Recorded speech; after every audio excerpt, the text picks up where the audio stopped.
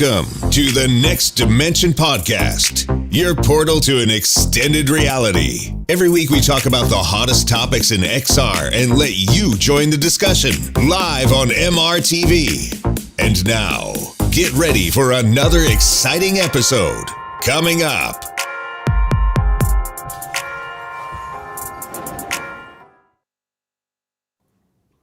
Hi, and welcome to Season 2, Episode 14 of the Next Dimension Podcast, your podcast that's all about VR and AR. And I'm so looking forward to this episode because we have amazing guests. For example, AtomBombBody, community manager at Live and fellow content creator. Adam, how are you doing? I'm doing great. Thank you so much for having me on. I'm super excited. That's so good. I'm so looking forward to find out everything about your VR career. That's going to be so amazing. And by the way, for all the people who don't know Adam, absolutely subscribe to our channel. The link down in the description of this video. Also here with us, Simplex, Łukasz from Poland, fellow content creator. How are you doing? Second time on the podcast. Yes, I'm amazed that you pronounce my name so well. Yeah, really. That's what I'm here to do. I'm so glad that you invited me again, Of course. Sebastian. It's a real honor. Oh, that's so good to hear, man. I loved the first time that you were on. We had a great show, and I had the feeling this show is going to be great as well. Yes, my only dream, and then I can die, is to be again on with Anthony, and that's all. Okay, we're going to make this happen. But last time you told me your dream would be to be on with Tetiana.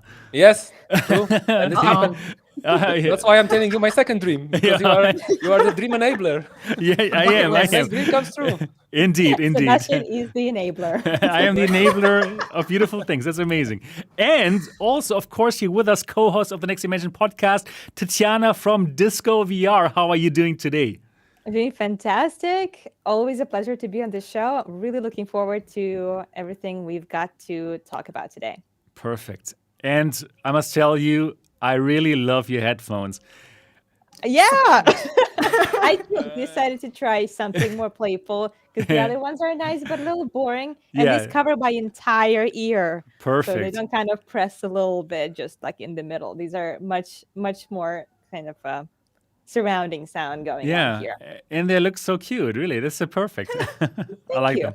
Yes, great. And how are you doing, Sebastian? I'm also doing really, really well. I'm so happy to host a podcast like every Saturday. And today, finally, we have gender parity. 2 girls and 2 guys. Perfect. I mean, so seldom we have this first time. And we're also going to talk about women in VR.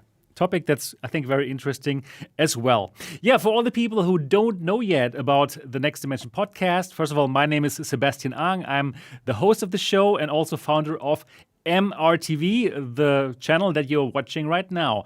And for this podcast, it's a podcast that's all about VR and AR. We are live every Saturday at 9 p.m. Berlin, 8 p.m. in London. And well, now because of in Europe we had this time change. Now it's actually 1 p.m. in San Francisco and 4 p.m. in New York City. Right, if you want to listen to us, you can do so on iTunes, Spotify, Google, Alexa, and everywhere where you can find podcasts. And it would be pretty amazing if you would give us write us a nice review, get out your iDevices, find the podcast app, find the Next Dimension podcast, and give us a 5-star review. Lots of things you have to do, but you can do it. And it would be amazing. If you enjoy this podcast, then do leave us a review. It really helps us out. Today, we have some interesting topics.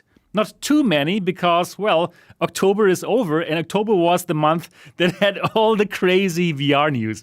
But still today we do have some news, and I do want to ask Adam and Simplex some questions about the news from last week. What about Meta? What do they think about the Pimax 12K QLED Super Pearls, Mega Pearls? You know, it's a crazy, huge thing, and I really want to know what they think about it. Also, we have some more interesting hardware topics. Here, what do you see here? Let me put that a bit bigger for you to see. Fancy. These are 2 headsets. Isn't that crazy? This is the arpara 4K, a super sleek headset which has a micro OLED display. And I must say, I was pretty amazed by what I saw. And this thermos here, it has the Vive Flow, a new VR headset from HTC, also super small form factor. So we're going to discuss those headsets today, and also we are going to talk about news from Meta, not Oculus. From Meta. It's called Meta now. Oh my god. Meta Quest 2. The Meta Quest 2. The Meta Quest 2. Exactly. Is this really happening? It is happening. It is happening. It is happening, and they're really starting with the rebranding, starting from right now, actually. So really, in some related news, they have already used the Meta Quest 2 moniker. So it is happening. So we do have some news about them, like the new version 34 is live, and they have some interesting news. Also, they have some interesting news about squeezing out more performance, a lot of more performance out of the Quest 2, which is actually very exciting, and we're going to talk about this and find out more about this. So really interesting topics. Before we get into the topics, we always talk about what we have been doing in the last week, and I would want to start with Adam. First of all, Adam, again, great that you're here, and well, you are the community manager of Live, and also before of that, you have been doing content. You're a content creator on YouTube, and you're also streaming on Twitch. So how about tell us a bit more about how you got into VR? What was your first VR experience, and what made you want to be in this crazy new industry? Oh gosh. So I had the original HTC Vive. I got it as a gift, funny enough, but it stayed in the box for a while because the early games, I mean, there was like Arizona Sunshine and maybe a couple others that really stood out, but it didn't seem like there was much else coming in at the time. So sadly to say, like my Vive, after the initial excitement of like, wow, this is so cool, it like actually just stayed in a box for a while. But as far as like streaming, I had been doing that for around 4 years, but not all of that was VR. VR came more around actually the time when Half-Life Alyx first came out, because I was trying to figure out, and that's when I brought the headset back out. I was like, you know what? I loved the Half-Life games, and to be able to play one in VR was like, no way. Like this would be crazy. Crazy to be in that world, right? Like, come on. Yes. Are you kidding me? Looking around, I was like, I'm in, like I'm in it. In the video game. Unbelievable. Right, and exactly. Those games just meant so much to me growing up, Half-Life and even the originals like Blue Shift and the other, the like different side stories that you got to see. But I would say Half-Life Alyx was probably what started me into being like, okay, well, how do I, because I was already streaming at that point, how do I stream VR? I had never looked into that. And at the time, there were some tutorials out there, but I had to kind of watch like 4 or 5 different ones and like compile the information into something that was, still accurate and that made sense. And eventually that's what got me inspired to start my own YouTube channel. I was like, well, if I'm having trouble finding information on how to do X, Y, Z, be able to stream or record VR content or even see chat in VR, I'm sure other people are going to be struggling too.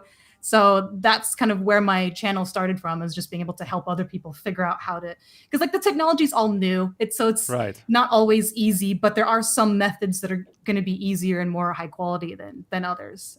And then eventually along that journey, Liv was hiring a community manager about, I want to say early spring this year. And I was like, you know what, I'll apply, because I had done some, streams on their channel before. I was getting really into mixed reality at that point.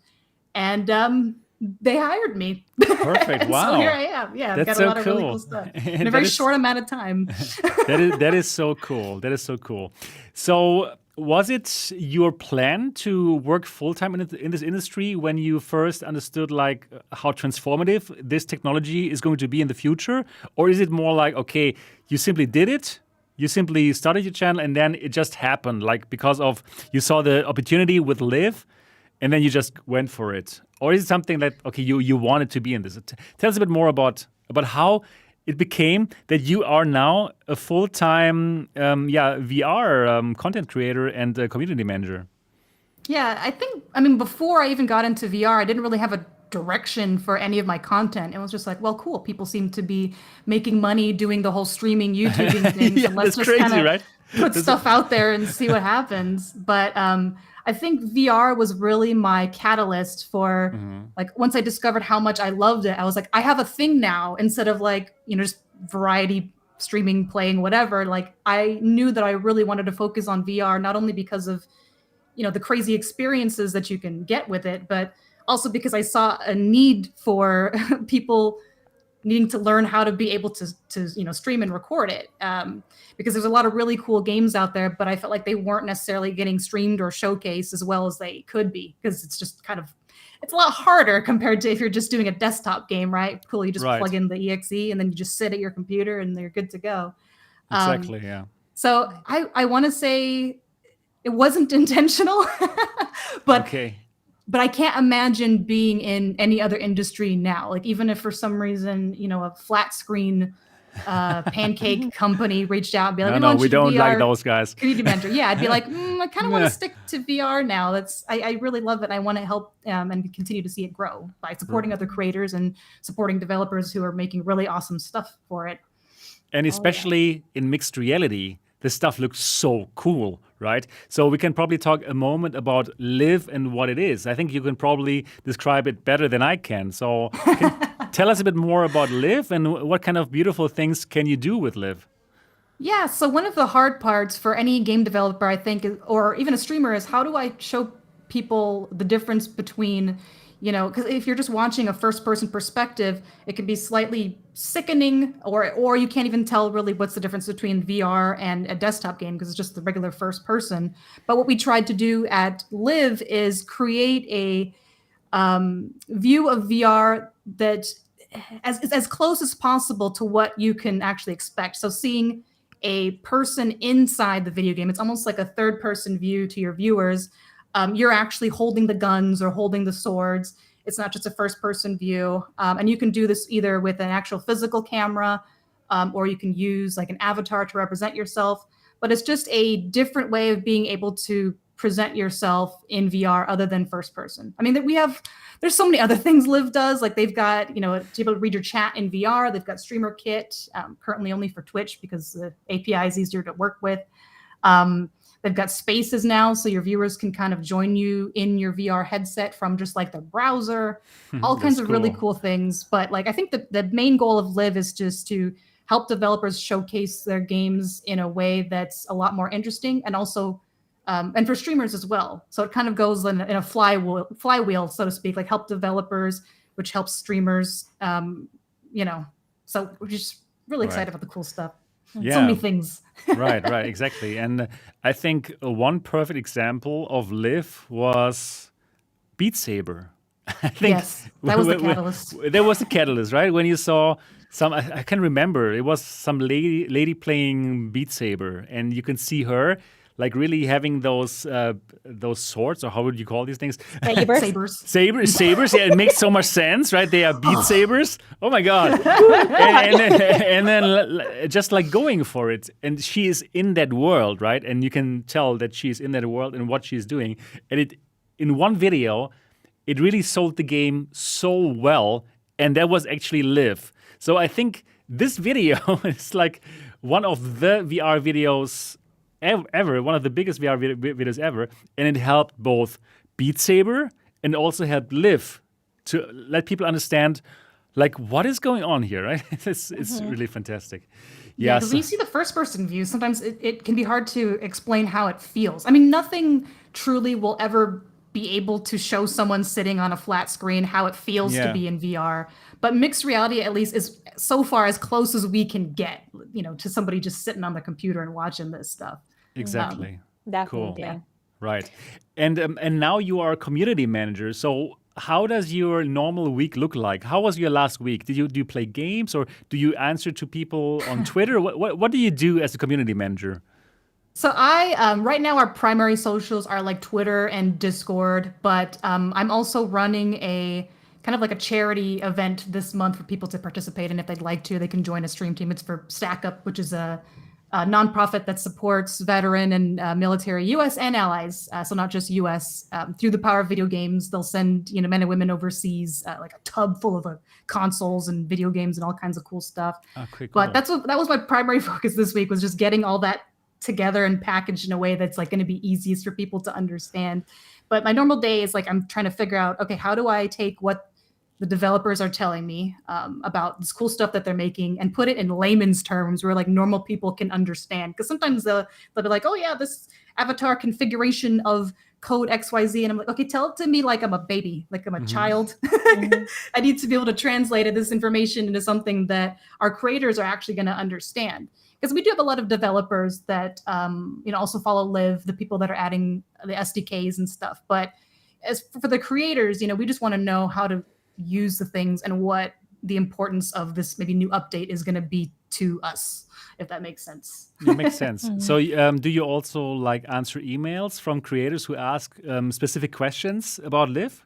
Is it you? I think it's usually going to be me, or I'll do like lately we're experimenting with like influencer campaigns. So we might be working with other developers, maybe smaller developers who might not have like a marketing team, because we know we just have like a huge list of creators that we know.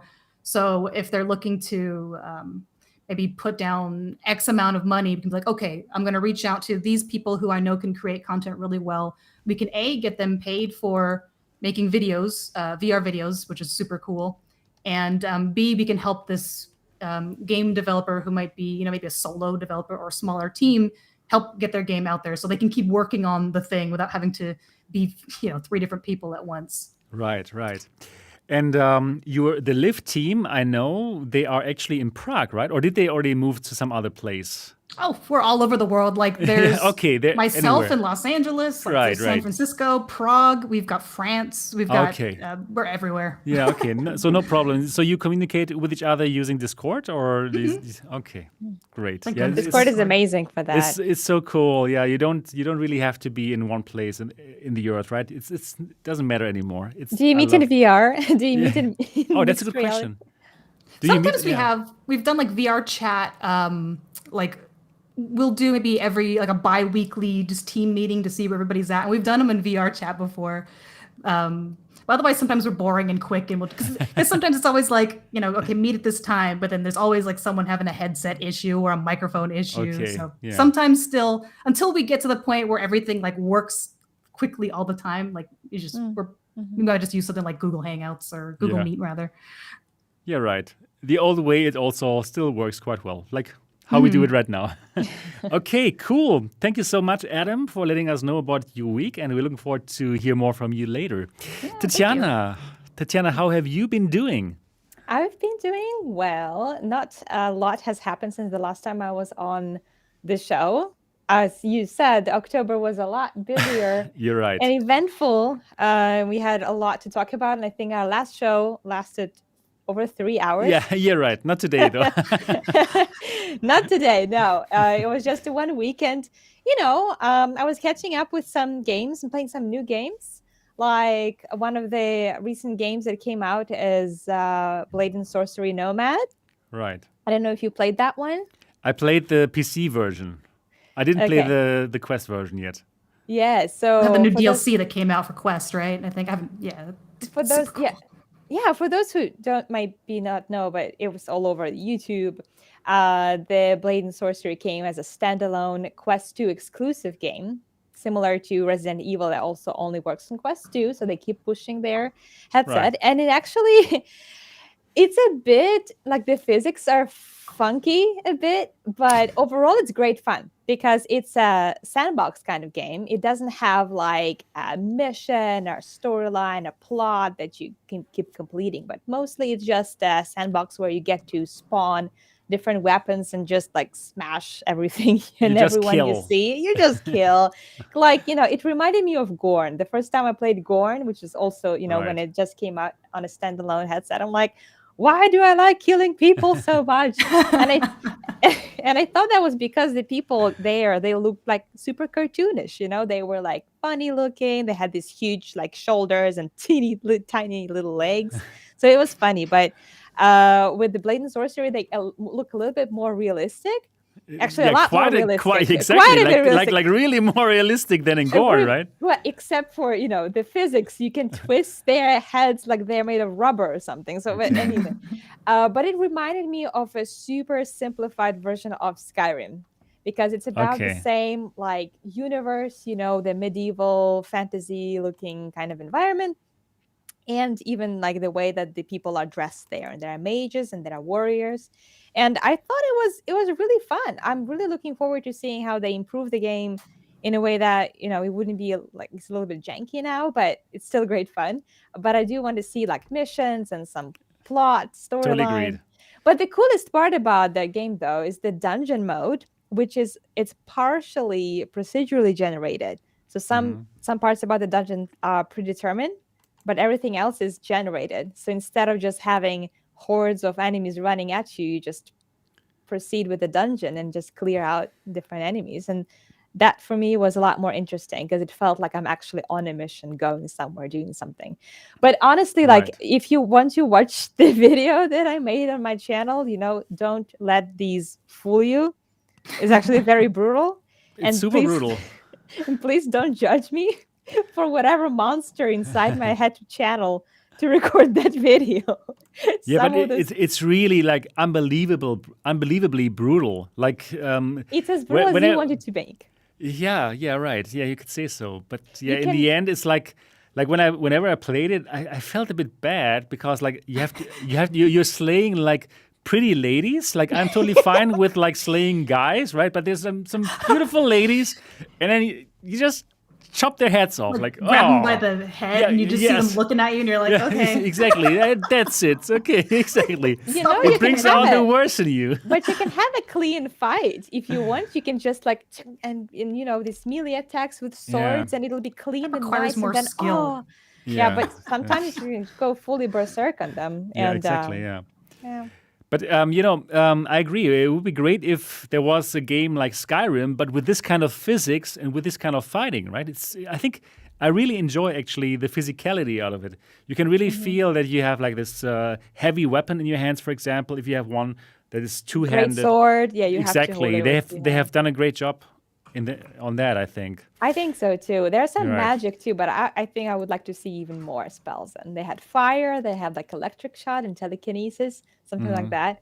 And I like that you can use those to enchant the weapons you have. So like you can put some fire on your sword, and then you have a fire sword. So it's actually pretty good for for a standalone game. The graphics, I enjoyed the graphics. I know it's not, you can't compare it to PC VR in that way, but yeah, I had fun. Okay. There's another thing, like another little game that I played, but this is way too early. I have early access to the demo of Little Cities. Right. It's like a Sim City. Yeah, Sim City in VR. How cool is that? Yes, finally. And I'm working on a video about it right now because we can like show what it's like even before it's released, which it will. It's just still like almost half a year before it's released in spring 2022. So there's a lot they can improve, but I'll tell you now, the game looks really nice.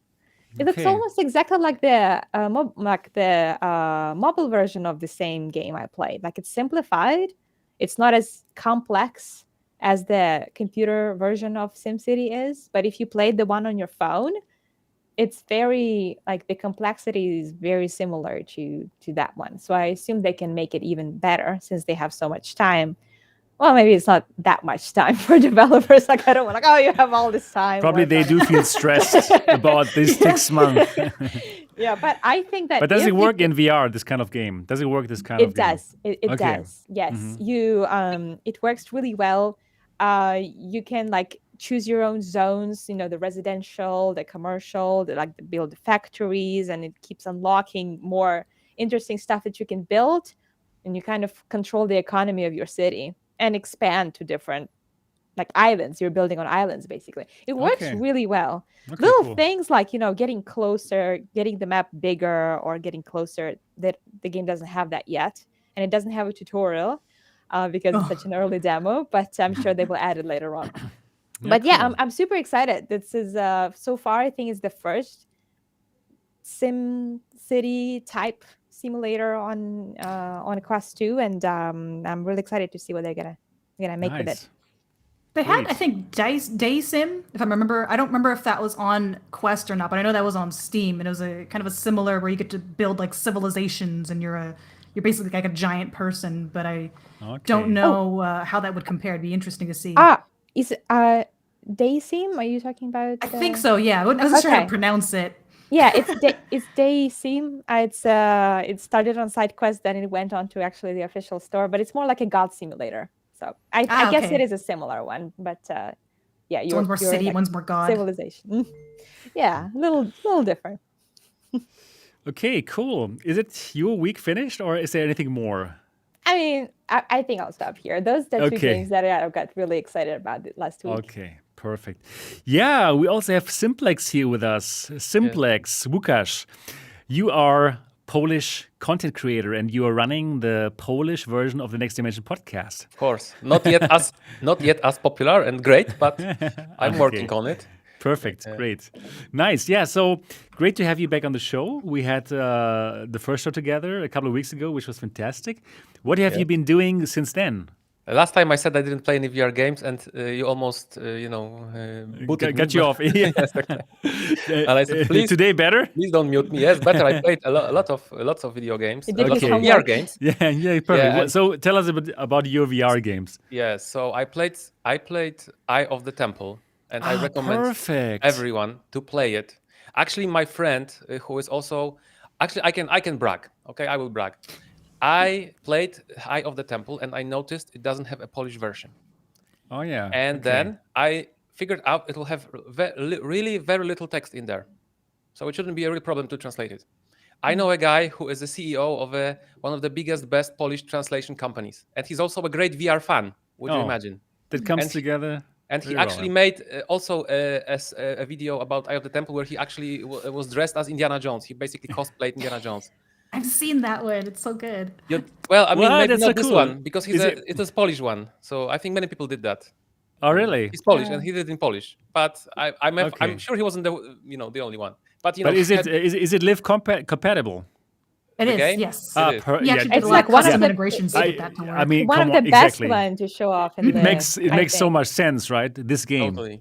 So he didn't do it in Live because he doesn't have the resources, but he did it, and he had like the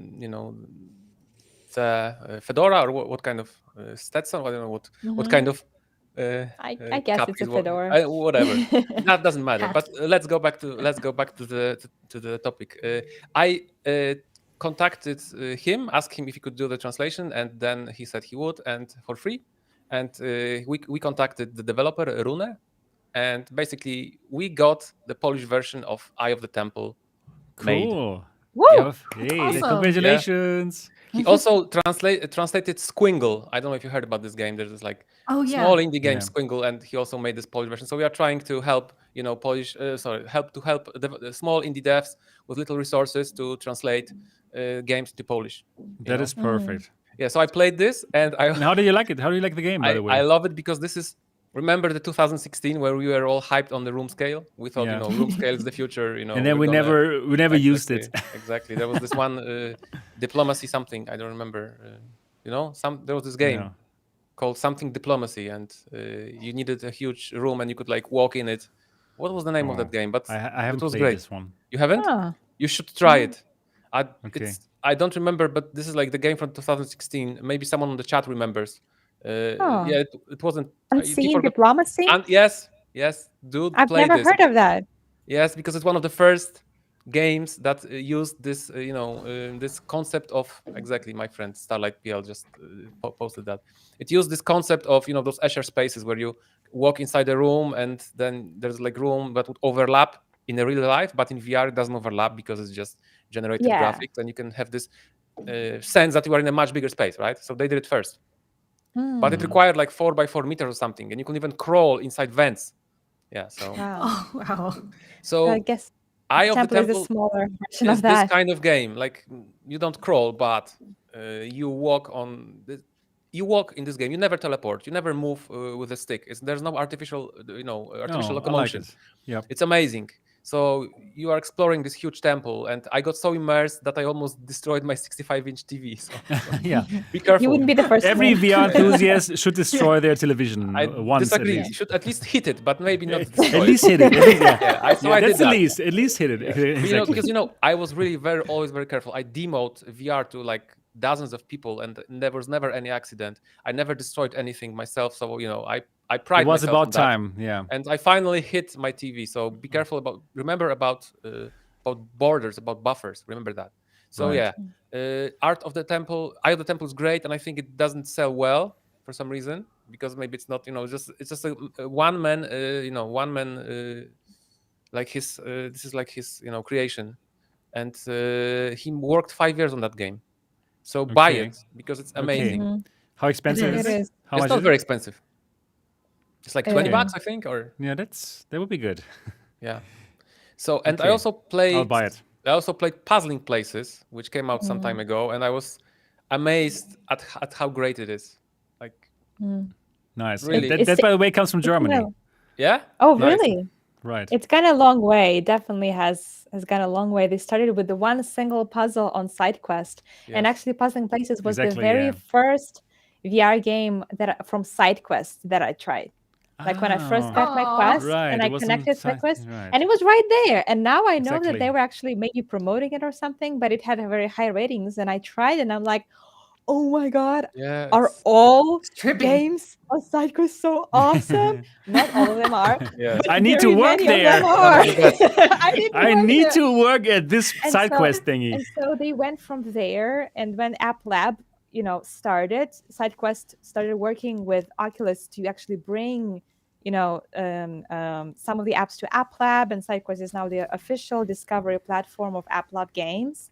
And after a while, they got invited to the official store, and now they have like 16 puzzles, and they keep adding different DLCs. So I think, Puzzling Places is a real success story. Yeah, Right. but I of, have the one web question Lab, to the right? creators, Exactly. Yeah. because maybe Tatiana, about this, that in the demo there was a puzzle of a Polish market square in Gliwice. It's Gliwice before, when the Germans had it, but now we have it, and it's called Gliwice. Let's not start with politics, Remember please. that? No, I'm kidding. I'm not a part of it. Don't ask. Kidding. I'm just telling the German name to Sebastian, because in Silesia, Yeah. it all has double names.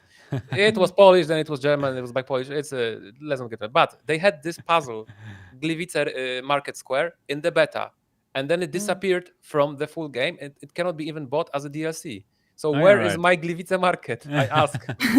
Whoa, I Give it didn't back. Oh, know okay. that. Okay, I will Maybe ask they're them. maybe We they're can invite preparing them. it for a paid DLC. Maybe Yeah. they're going Maybe, to release it as maybe. something you have to pay extra But the for. game itself is just amazing, and those sounds, like when you are assembling the puzzles, you can hear different sounds, like pool, like billiard tables hitting the table, or fire, like It I don't comes know. to life. It comes to Yeah, life the more you it's build amazing.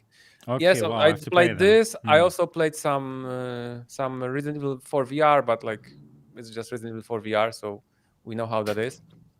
But did you enjoy it though? Yes, People I did. seem to love it. Yeah, I love it. I mean, I never played it before, so it was like a Okay. new experience for me. I Okay. played other games. I finished Resident Evil 7 in VR, so that's that was a nice experience.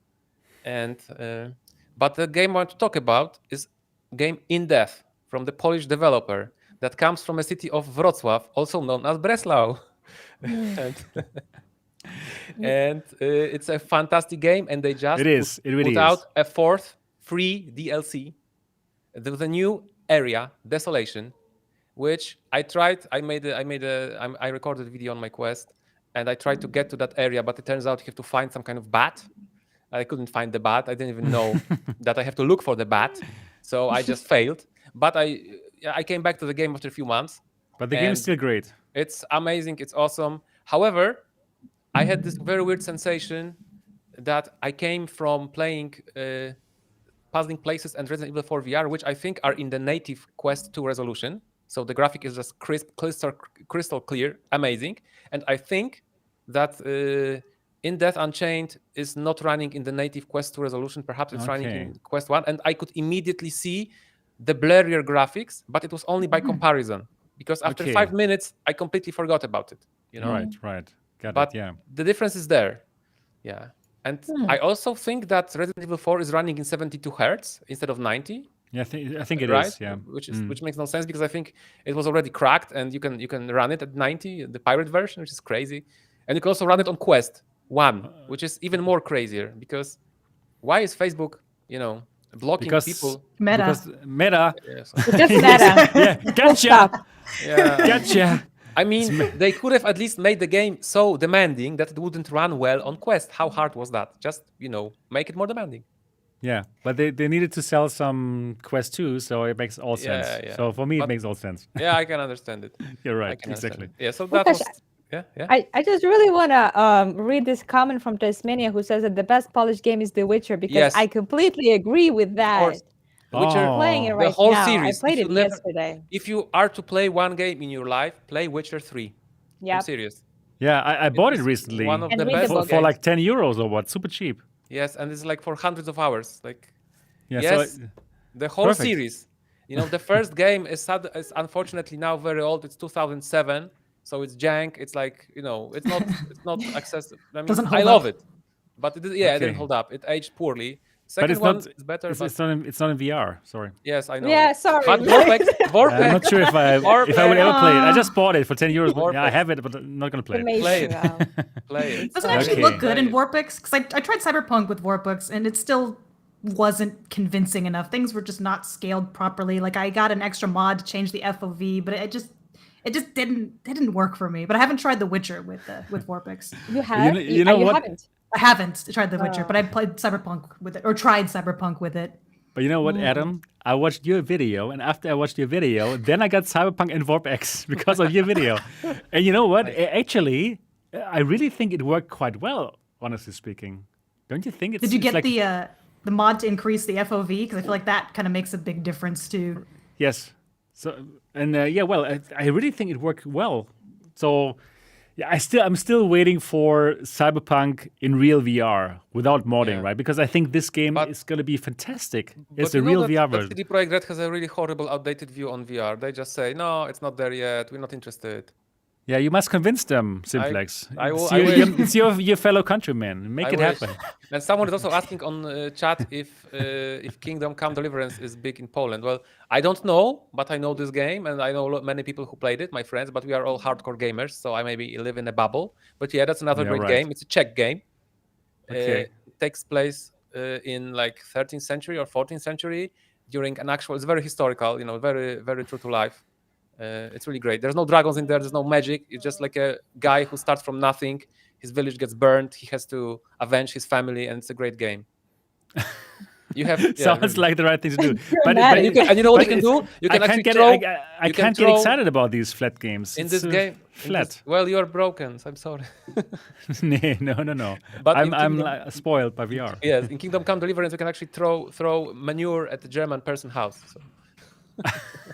So Poles Yeah, love it. Of That's course. what you like to do. Exactly. That's why Poles love it so much. Yes. Exactly. Okay. Yeah. So that was, and I also played some Vader Immortal. I finished the second and third episode. It's nice, show of possibility of VR, like for more experience, like less gameplay, more experience. But for fans of Star Wars, Yeah, they will probably love it, right? will love it, yeah. Exactly. I Yeah, perfect. moderately enjoyed it because I'm not a fan of Star Wars. Like, I mean, I'm not saying it's bad. I'm just saying I'm not a great fan. So Okay. don't ban me or But something. but do you at least like Star Trek? No. Okay. Now I have to boot you out of this. YouTube. Oh Did it? No. Oh, you. Wow, Oh, no this is Star Trek and no troublemaker. Star Wars. This is I crazy. know it. I mean, I know both. I tried watching it. It didn't resonate with me. I'm not saying it's bad. I recognize its contribution to pop culture, and I'm glad it exists. Okay. I played Star Trek. I played, of course, the Bridge Crew.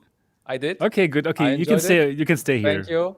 Yeah, I finished Bridge Crew, and I'm glad it exists. Maybe one of those days, maybe on my retirement, I will finally go and watch. Watch. Yeah, you should. There's really some I good know, shows. I know it's good. I know there's lots of good stuff there. I know. Perfect. Also, I didn't watch Babylon 5. All right. That was a good show, though, as well. I think. Yeah, I heard. I know. He's looking Okay. for more ways to get kicked out of this. yeah. We'll find more ways to get you kicked out of it. Okay, Anyways, I'll try. I'll do my best. Right. Okay. Is it your week? Are you finished? Yeah, I think I am. Yeah. Okay. Okay. I also made a stream in English, but it's a non-VR game, but it's a Polish game. So there's Okay, this at least. developer called People Can Fly, who used to be. Have you ever heard of a game Painkiller? Maybe Sebastian No. did. No, No, no. you didn't. I did Okay. Bulletstorm. Bulletstorm Yeah, was a they good did one. Bulletstorm. Yes, they did Bulletstorm. love that They were game. okay. Yeah, those guys, they were actually called People Can Fly. Then Epic bought them, and I think they were called Epic Games Poland or something. Then they got independent again. They got their name back because Bulletstorm unfortunately bombed. It flopped. So it was a great game, but it flopped because EA just didn't. He just forgot to put money in the marketing budget. Like, it happens. It happens to everyone. And then they made the game Outriders, which is like a bit of like Destiny, a bit of Gears of War. It's a cool game because it's a really funny mechanics. Like we can, like, for example, burn people, and we have those superpowers. And so I'm playing in co-op with my friend. My friends like freezes people in place, and then I burn them, and that's how we work. That's how we roll. Okay. And Good. it's in We don't English. want You can watch it on my stream in English because I'm talking English there. Okay, yeah, but So- we don't want to talk too long about those sorry. flat games. Yes, those pancake games. Pancake, exactly. Who cares about pancake? them, like- Pancake lenses, okay. Pancake Yeah. games, no. Okay. Sorry, I play a lot of pancake games because. Oh no. All right. Yeah, good. Then let me tell you quickly about my week. So finally, another pure hardware week, just like I like it. I got two new headsets that we're going to talk about in this show. First of all, this is the Arpara 4K tethered, and it's a very sleek headset. It's super small, and the exciting thing about this headset is it has a micro OLED display. And, well, that is my first headset with a micro OLED display. It also has these pancake lenses where you can set the diopter. It has IPD adjustment. And I must honestly tell you, I was super excited when I first put this on. You can see the exact moment where I see the picture for the first time in my unboxing. I think you couldn't stop saying, "Oh wow!" Yeah, Oh, exactly. wow. I was like, 5 times. oh wow! You Oh can be wow! so Oh intrigued god! about Oh it, wow! though. Yeah, exactly. And I just recorded the exact moment when I first saw the first picture in this, and yeah, it was just.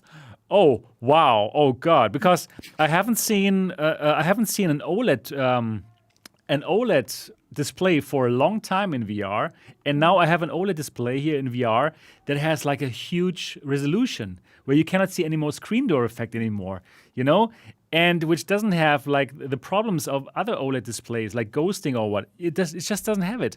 So I was blown away when I tried it out for the first time. Then I connected this to my computer and tried some Half-Life Alyx, and then I did through the lens videos of Half-Life Alyx. I love to take a video of that glove, right? And I made a 10-minute video showing the glove and stuff. It was amazing MRTV time again. So whenever I post the Through the Lens video first, before the unboxing, it shows that I'm so excited. I need to get it out as soon as possible because the picture quality is really amazing. It's ridiculously amazing for this, and this is going to come out as a Kickstarter in end of November, and I am very sure that this is going to do super, super well. We're going to talk about this later in the show, and I'm really excited to find out what you think of micro OLED, and I will answer all of your questions, and this is probably going to be really exciting. So this is the Arpara 4K. Right now, this is the version which doesn't have like its own tracking. Here is a 6-DoF tracking solution built on top of it, the Nolo, which is not great, but they will have Lighthouse, Lighthouse module, and they're going to have an all-in, and they're going to have an all-in-one with 4 cameras and inside-out tracking, which also streams from the computer. So I think they're really up to something, and I have the feeling they will have a very, very successful Kickstarter. That's my feeling. But Yep. did they already reveal the price? Actually, you can buy this right now without the tracking for like $600. However, for the Kickstarter, they're supposed to give like a 42% discount. So it should be probably around $400, which is like a steal for something that looks like this. So yeah, they will be very successful. Yeah, I Is guess that going there to be is. with the lighthouses, that price? Or is that... With that part, I don't know. That's probably going to be more expensive. Exactly, I think so. I also don't know the exact prices. I don't even know how the Lighthouse module will look like. We'll find out very soon because they're going to send it to me end of November as well, and obviously I will try it out. For the all-in-one version, it looks just like this, but in white, and it has 4 cameras here and there, and I think the battery is here in the back. So yeah, lots of promise. Really, really cool stuff. Really cool stuff. So I was excited to try this out, my first micro OLED display. And that's really the future of VR because, well, perfect resolution, perfect blacks, perfect colors, small form factor. I Nice. already backed links on Kickstarter. Okay, I think I'm going to perfect. back this too. Yeah, I'm going to back it too. And then another headset that you can buy right now, and I did buy it actually. Oops. It's this so small. It's this thermos can. Of course, you should add sloshing noises. Like water. yeah, you're right. Yeah, you have seen this thermos bottle in all these HTC tweets where they were teasing this headset, right? And in it, we'll find the Vive Flow. And yeah, this is another headset that I made a video about. My unboxing and first impression video. Also, very nice form factor. And yeah, even a different kind of, it's like with these side pieces. And, oops. Oops. Wait a moment. It's like this. Makes me think of that Metamorphosis right? by Kafka, turning into a fly. Yeah, you're right. Exactly. It does look a bit like this, right? So yeah, these are the Vive Flow. This is a Vive Flow. Costs $500, and it's more of a media viewing device because you can stream your Android phone into it, and that works really well. And also they have some VR games. They have the VivePort store there, so you can download some apps and games. And yeah, we're going to talk more about this later. So for that, I also did an unboxing, first impression video, and the full review is going to come soon. And yeah, basically that was my week. Lots of hardware, just how I like it. Another busy Super week. fun. Yeah, exactly. Busy weeks. But that's good. That's a good thing. Okay, Yeah, well, I'll It keep was a my busy week in questions. VR, right? What? for It was later. a very busy week in VR. Sorry. we Yeah, are- exactly. Busy week in VR. Perfect. So these are topics that we're going to talk about in this show. So that's going to be really interesting. But now we're going to start with our topics. And before we get into the new topics, I would talk about some old ones of last week, and I simply would like to know about the opinion of Adam and Simplex. So, Adam, I would like to ask you, what is your go-to headset right now? The headset that you like, and are you interested in all the new headsets, or is it more about the software for you? For me, like my go-to PC VR headset is the Valve Index. Good headset, great I headset. used the OG Vive for years though. Like when I hold on to a thing, whether it's a phone, like I will use it forever. And then for my portable headset, obviously I use the Quest 2. Right. I am definitely excited to see where we're gonna go with more portable headsets. So Right. This it is really makes portable, me, right? This is where. yeah, it makes me Yeah. happy to see that we're starting to branch off to And more this is attempts. also really small, actually, right? Yeah, but I haven't quite seen something yet that would be Right. like, something that I would purchase over the Quest 2. Something that like I already have all these functions plus more in my Quest. But I do really want to find something that could replace it. So I'm hopeful. Sure. And Simplex, how about you? What is your go-to headset? My go-to headset is Index Vive for PC. And I turned off my camera for a second because I wanted to present. I present to you the Franken Quest Ah, you have of it. my Yeah, own that's good. design. Perfect. Do you recognize this? This is the Yeah, deluxe audio strap. of course, the Do you best head know- strap ever. Do you know that one character in Dune? What? Please mute her, and then we'll talk. I stepped away from the Franken Quest for a while now. I've been rocking my I'm Bobo? actually rocking my Halo, not even a Bobo, just a regular Halo strap. It works. Oh yeah, right. I've great seen for that me. too. Yeah, I have the that's good. same battery thing. Ah, yeah, right. Yeah, that's good. But Perfect. the audio. But The did audio? you- the Most audio. of the time, I need to stay kind of Okay. connected with the You just have reality when different I'm needs. yeah. I want I good do. audio because Index spoiled me, because Index has the best. for you. So did you know actually that deluxe audio strap is in Dune? In what? People noticed it on Reddit. Deluxe audio strap is in Dune. Oh, In in Dune. Dune. Oh In no, Dune. I haven't watched the movie. Oh, I actually. saw no, that it's picture. fantastic. Yeah. That's so. Oh really? Screenshot. Someone it's actually there. used it as a Yeah, as a prop in prop, the movie. exactly. Ah, that's So cool. yeah, let's go That's back to very my cool. Frankenquest. Yeah, So, please. so I have this. That's a good enough reason I to have go this. back to Frankenquest. I have this print. I have a printout from my friend that makes me, this adapter that I can connect it, and I have the cable to connect the power bank. Better. Mhm. Yeah, and that's basically it. So I have disconnected, and it works really well. The battery holds. The cable is routed perfectly. So this is my go-to headset for mobile because Okay. it's the best one. And I use Yeah. Valve Index, and I also use PSVR to play exclusive PSVR games. So I Oh, think yeah, me too, of I course. think those three headsets are like the best. I think the You can best play possible basically everything choice. that you want. Yeah, Exactly. that's a really good And combination. I can use Quest 2 also to stream wirelessly and wired from PC, right? For Oculus exclusives Right. like Lomeko 2, for example. Exactly, and that works that's- that works so well. It's incredible. Yep. Yeah, but what I wanted to ask Adam and Simplex, both of you, have you have obviously heard about the Pimax 12K QLED last week?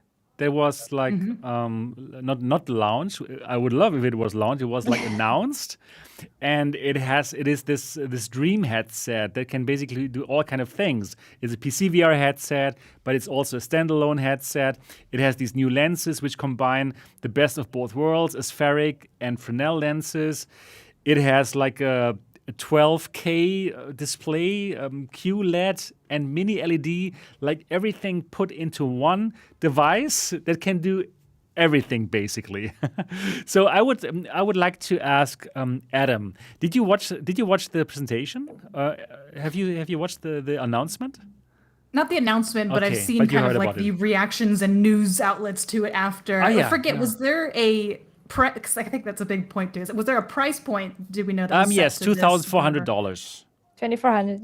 Yep. Yeah. So I don't know. It's hard to say because I think if we're trying to make as amazing as these features are, if we're trying to help VR become a little bit more mainstream, I know that Okay. with all of the functions, capabilities, it might be a bit tough of a sell. I mean, for us, for enthusiasts, we're like, oh yeah, like this Right. is For us, this probably is great. yeah, This is the latest exactly. and greatest. Yeah, right. But I feel like we're kind of creating a larger gap between like people who maybe just want to get into it to play games, watch movies, and us, that are Right, enthusiasts that will shell out several thousands of dollars for VR. But it's really cool to see what new technologies that are coming out with, and just want them to be kind of maybe more of an affordable price for Okay, most got it. people. Yeah, it would be great. Would be great to have some Quest 2 competitor from another company, so they would even try to get the price Yes. down. But I think $299 is already a really good price for the Quest 2. But in my opinion, like the impulse buy price would be $199, right? For $199, I think it would like fly off the shelves of Walmart and Target and all these places. I think we're going to get there. I'm sure they're going to push it to this price point. Yeah. Right. It's Moore's law. It's bound to happen. Technology is becoming smaller it and is. it's becoming cheaper. So it's just a matter of time. Exactly. Totally agreed. Adam, have you ever tried a Pimax headset? Have you ever had the chance haven't. to? Oh, you should. No, It's interesting. all of the reviews and videos I watch from you guys, I'm always so jealous. Like, oh man. Pimax, if you're watching this, AtomBombBody wants to try a Pimax headset, right? So I think that would be Heard it here first. you heard it on the Next Dimension podcast first. Pimax, send one to Adam to try it out on her channel. I'm sure that would be amazing content. Okay, cool. Great. Good to know. And Simplex, tell us about your experiences with Pimax and what are your thoughts about the Pimax 12K QLED? I had Pimax 5K myself. I kickstarted it, and I want to say that this headset is a dream, which means literally it is a dream. It doesn't exist. Yeah, right now it's true. And, do you know this meme with the guy from Memento when he writes down on a photo, "Don't believe his lies"? I don't know. I So, don't remember. I yeah. was in the movie theater for the Okay. Memento, but it's a known meme. When you want to just say someone is lying, you can post this meme that Guy Pearce takes a photo of a guy, and it's the one who played Dozer in Matrix, and he writes, "Don't believe his lies," to remember that he shouldn't trust that man. So imagine Pimax logo instead of this guy, and "Don't believe his lies" in there. If you look for the meme, you'll find it. But it's probably I'm so old that this meme is so old. But basically, I think they overpromise and they will underdeliver, and it will not come next year, and it will have if it has half the features that they promised, and if it comes 1 year later than they promised, then I will be actually amazed that they accomplished so much. Okay, got Sword it. controllers? Yeah, right. They didn't come. But I also I want to say like I don't think they're lying.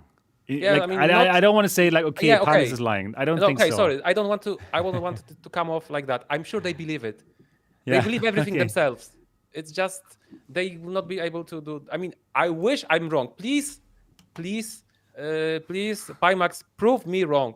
Please, like That's what we all want to happen. We're all kind of rooting for them. We're like, we can do it, but Yeah. we need to see it. So there's always hope. There's last episode we discussed a little bit that yes, the CES, thank you, will hopefully help us see what they have right now, even if it's not the final product. We kind of hope to see at least some kind of a prototype that would show us half of the functionality they promoted so hard. So yeah. Exactly, yeah. So I also think they are hoping that this is going to happen, but the only thing that I could say is not ideal is that the announcement, it just made it feel like it is a reality. The announcement, it just felt like, okay, this is just a real thing. It's going to happen. And for all those who want to buy in the dream, you can get the 8KX, the current headset now, and they're totally going to give you the money back for that 8KX, and you will get the 12K then.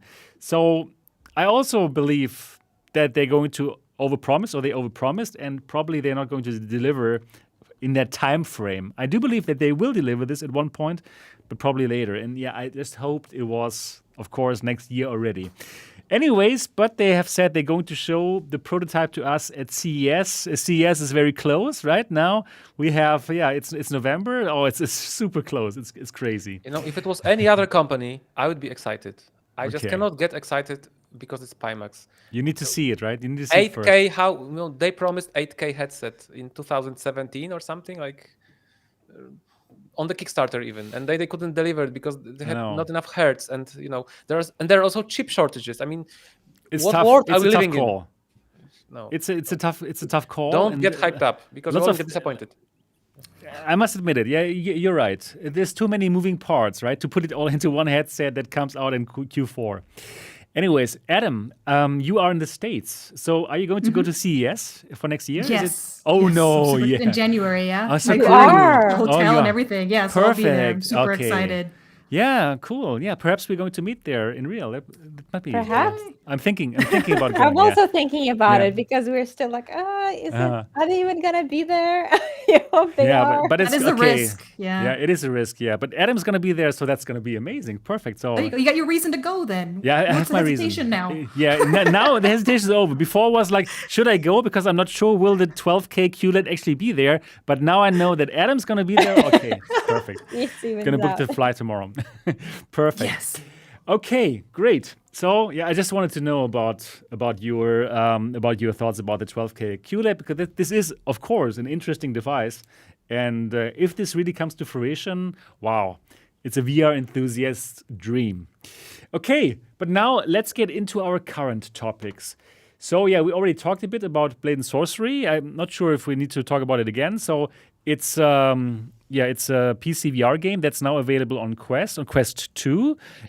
Right? Is there anything more that you want to talk about? Available to Quest? Well, I just, maybe to add that probably the favorite thing about Blade and Sorcery is the ability to mod this game. The PC VR version, like Star Wars mods, are pretty amazing.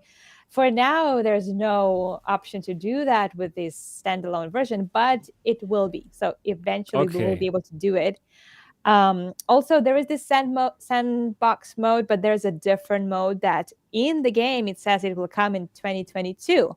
So there will be some kind of a mission gameplay or a campaign. Okay. So this game will get even better. I have a feeling like they just wanted to get it out for people to see what they already have. Even if it's it's still a sandbox, it could be like an Apple app game, to be honest, because there's nothing really to do. You just play around. Kill, yeah.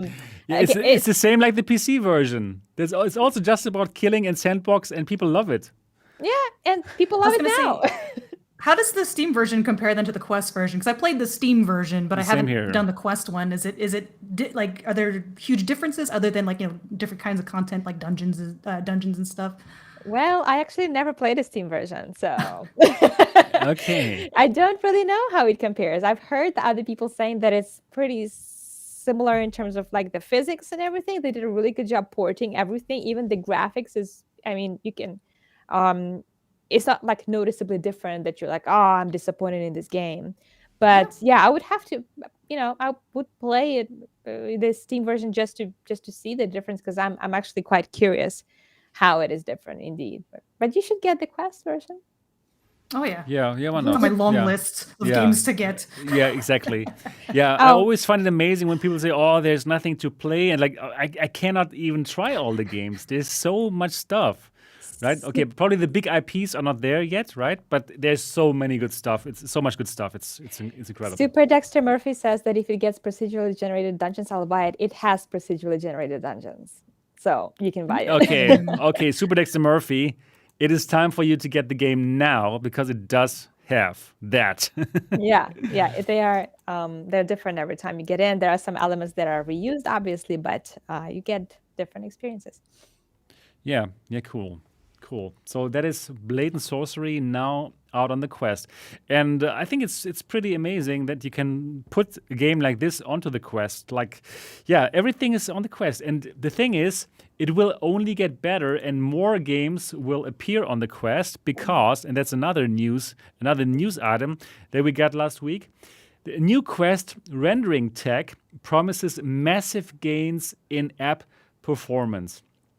And actually, the technology is called Application Space Warp, which will allow games to have 70% more performance. 70% more performance. Just think about it. Even now, in my opinion, like the games that you can play on the Quest are incredible. Like, all kinds of games. Yeah. Like The Walking Dead and like really like beefy games can already run on this. But with this technology, where not every frame has to be rendered, but only every second frame, and the missing frame is being generated by this new technology, by this space warp technology, that's incredible. That's really incredible. So having 70% performance gain is ridiculous, right? Isn't it unbelievable? I think the Quest is just getting better and better. Like every software update, it's unbelievable, right? They just have the best people on this planet working on this.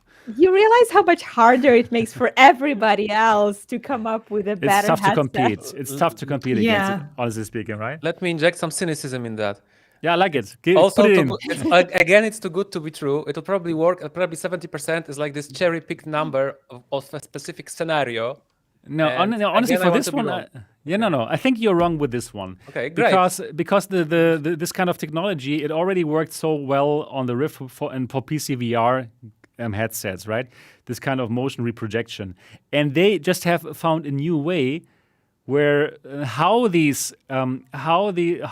missing frames are being rendered in a way that is even more accurate than before, and that's why it works so well, and for that, I absolutely believe those engineers from Facebook. I can still see ghosting.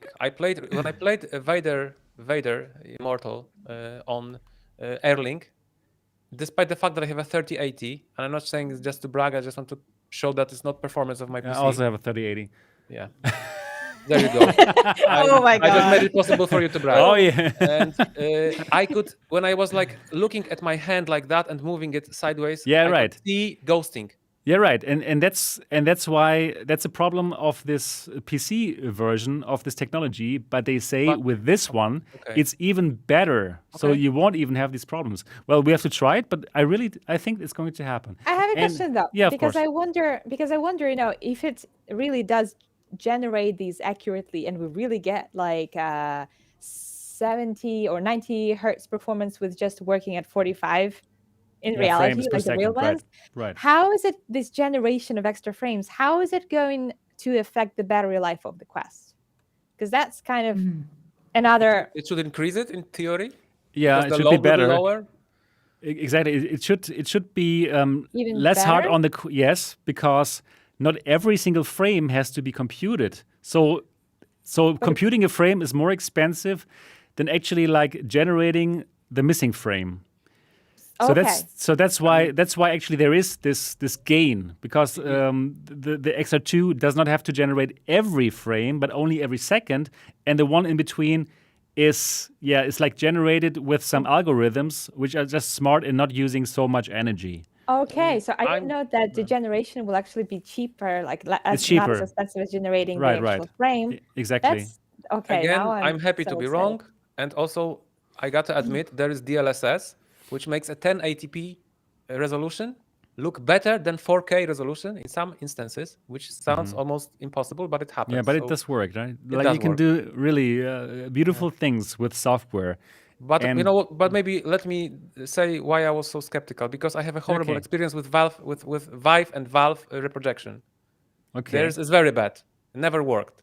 Oculus is probably better. So let's see. Yeah. But I truly trust this could remember, happen. if you don't hype, then you can only be happy.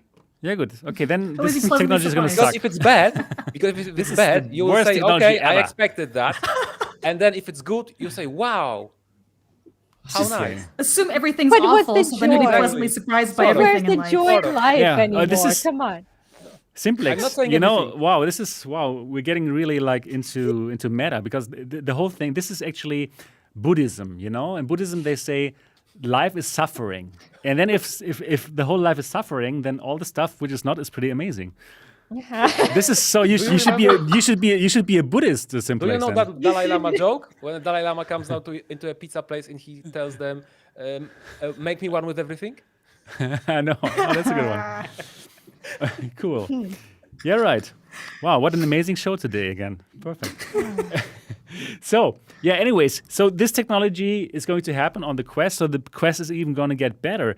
And now I'm wondering, why don't we have Lone Echo 2 running on the Quest, right? Because with this kind of technology, with 70% more power, it should be possible to port something like Lone Echo 2 on the Quest. What do you think about this idea, Atom? Should they now make it? I mean, for me, it's like a duh.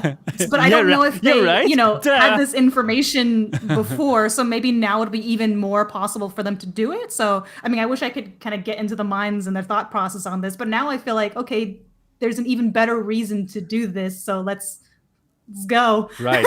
Exactly. Let's make it happen, right, Tetiana? It would make so We're- much sense now. We You know, want we're it now. We're literally talking about the death of PC VR, and I'm just thinking if Steve was here right now at this show, he would be really not happy about this conversation. I mean, of course, I want these games to come, and of course, they will be stripped out of those, still not going to be as powerful as the PC version, but I would love to see those. I mean, I have just chatted with some of the people on my Discord and how, disappointed they are that we have these amazing Steam games that they cannot play. It's so Right. expensive to get this graphics card. I mean, we were looking at 3090 last night with my husband, and they go for over $3,000 right now. I mean, nobody Right. has this kind of, just for a hobby, for something you want to casually play in the evening. It's terribly alienating for people who just want to enjoy these like Steam VR games or Rift Yeah, games. I So only got my 3080 because I paid MSRP, because I wouldn't get it otherwise. And it was actually, I Okay. waited a year for it. did you get it Right. It was recently? so Sorry? Did you get it recently? I ordered it on the day that the pre-order started in the third minute. Oh, no, Because no. the pre-order You had to wait started- for 1.5 years to get it. I now. waited for 11 months exactly. okay. oh man. And then Yeah, they that's told too me that, long. and I also didn't get the one that I ordered. They switched it to the LHR one, which means the one that has a lower hash rate, so it's not mining crypto as well. And I agreed for that because the Okay. original one is best for crypto, so it was all bought out by scalpers. But the You're store right. in Poland where I bought it, after 11 months, I mean, I didn't pay for it because I chose the option to pay it on delivery because it's a thing to do. And Okay. don't always do that. Then they will always deliver because you don't pay them until Yeah, they deliver. So Oh, that's a Yeah. smart thing, right? yeah, that's a pro tip. And then Exactly. after 11 months, they told me they can exchange my card for a LHR1 at the same price. So I paid MSRP, and that's why I got it. I would never get it for more because I think it's really not worth it Right, as much. right. Get a Quest 2. True. Anyways, now it's time for me to sound like a broken record. Forget about PC. It's all going to come through the cloud. Through the cloud. In a couple of years, like on the Quest 4 perhaps, everything is being rendered in the cloud. And that's when you will be able to play Lone Echo 1 and 2 and all the back catalog of Rift games on your Quest through the cloud, and it's going to be beautiful. And nobody has to pay this kind of money for 3080, 3090, or 4090. Everything is going to be in the cloud. Do you believe that's going to happen, Adam? I'm still skeptical about like cloud stuff and latency and all that, but we've seen a lot of improvements in it. But I do, again, I can't speak from like a developer standpoint because I don't know all the ins and outs, and gotta respect all the developers trying to get things to work on different headsets with different motion controls, and I'm like, I don't even know how that'd be possible. But I don't know, like it's tough to say. I think things are getting better when it comes to, like, it would be cool to be able to take, your PC VR saves, bring it over to your Quest, although, that probably not going to be possible with Oculus Meta or whatever anymore, since no more Rift. But I don't know. It'll be interesting to see if we do have other competitors to Quest, like if that's going to be something like some kind of PC and wireless compatible I stuff. think it's going to happen. I'm sure it's going to happen. You can probably guess what I would say. You don't think it's going to happen? I think it's gonna, maybe in like 10 years, people in the chat are saying see that. It when I believe it. Yeah, sort of. I'll believe it when I see it. I have an experience with cloud. Look, Sebastian. I play Pancake games, right? Can you agree that streaming Pancake games is like 10 times easier than streaming VR? Of course, because of the latencies. Streaming Pancake. Well, now somebody killed your life. My wife turned. Yeah, I have to tell her. She doesn't want you to be on that show. That's enough. Yeah. Okay. Enough talking with the German one. Okay.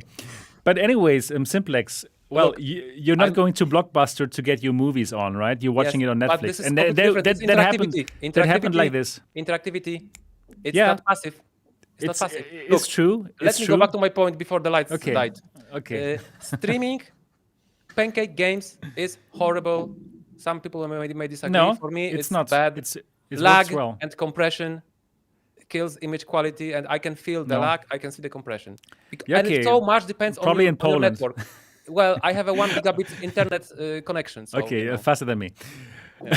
Yeah, but then it doesn't work for you. Like for me here, I love Stadia, and it works like a charm. People are less or more. Maybe you have data centers closer to you. That's one thing. Could be. If we have data centers everywhere, I agree, it can work. Right. But still, not everyone's internet is like that. And sure, but also, it is going to happen. And most important thing, people are sensitive to latency in various degrees. I am actually. I am actually I can feel it. Okay. And I use Plutosphere on my Quest 2 to play VR games from the cloud, and it works incredibly well. So I was wondering about that. And that's now, you should try it if you have the chance, Adam. It's like, I was so surprised when I tried it for the first time, and I saw wow, it feels like virtual desktop from my local computer, but the computer is somewhere on AWS in the cloud. Wow. And it works now, and it's 2021, so 2023. Come on, it's going to happen. So how is when it happens, I will tell you all the time. I told you so. I told you. How is it possible that first we heard about VR? It needs lowest latency possible, photon to something latency. It has to be very, very low. And suddenly you are streaming from the cloud. Yeah, but it is under 20 milliseconds, and that's exactly what we need for VR. It works. Okay. Have you tried things like Beat Saber with it to see how? Because I like certain games that doable. are very sensitive. It is. Okay. It's pretty amazing.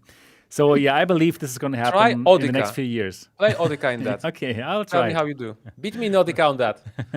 Okay. It's a good game.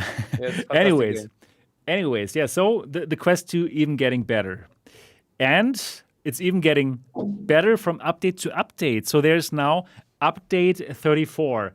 And I was really so busy with my review things, I even didn't get into it. But I know that Tetiana made a great video about it. So probably you can tell us a bit more about what update 34 has in store for Quest gamers, for Meta Quest gamers.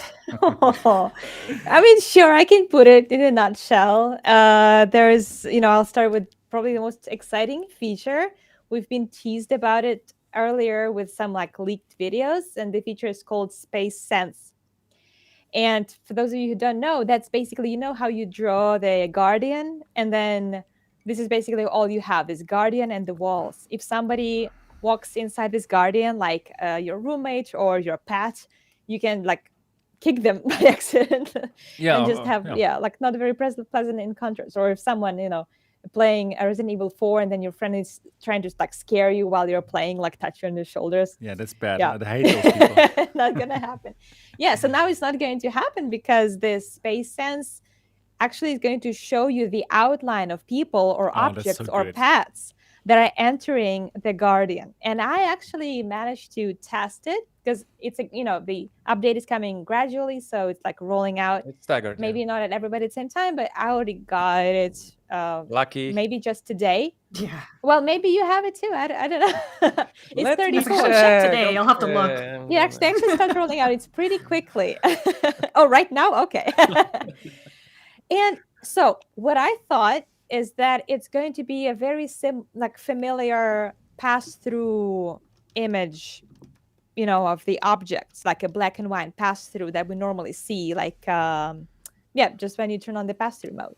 But no, doesn't work. They do it differently now. Okay, how do they do it? You don't see the black and white pass-through. You see some kind of glowing outlines, like wires that are outlining these objects, and they like glowing purple to pink to blue, and Sounds they kind amazing. they like outline these things like it's a Photoshop filter or something. I actually recorded these things through SideQuest because it's still a feature that you can't record it with a headset. The pass-through you cannot. Right, exactly. So I had to do it like through the SideQuest feature, and it worked. And I thought I would put the video before the show so that I could like send you guys to it, but I haven't had the time. But I will post it tomorrow. It looks pretty amazing because it's like colorful, right? And you see these little outlines.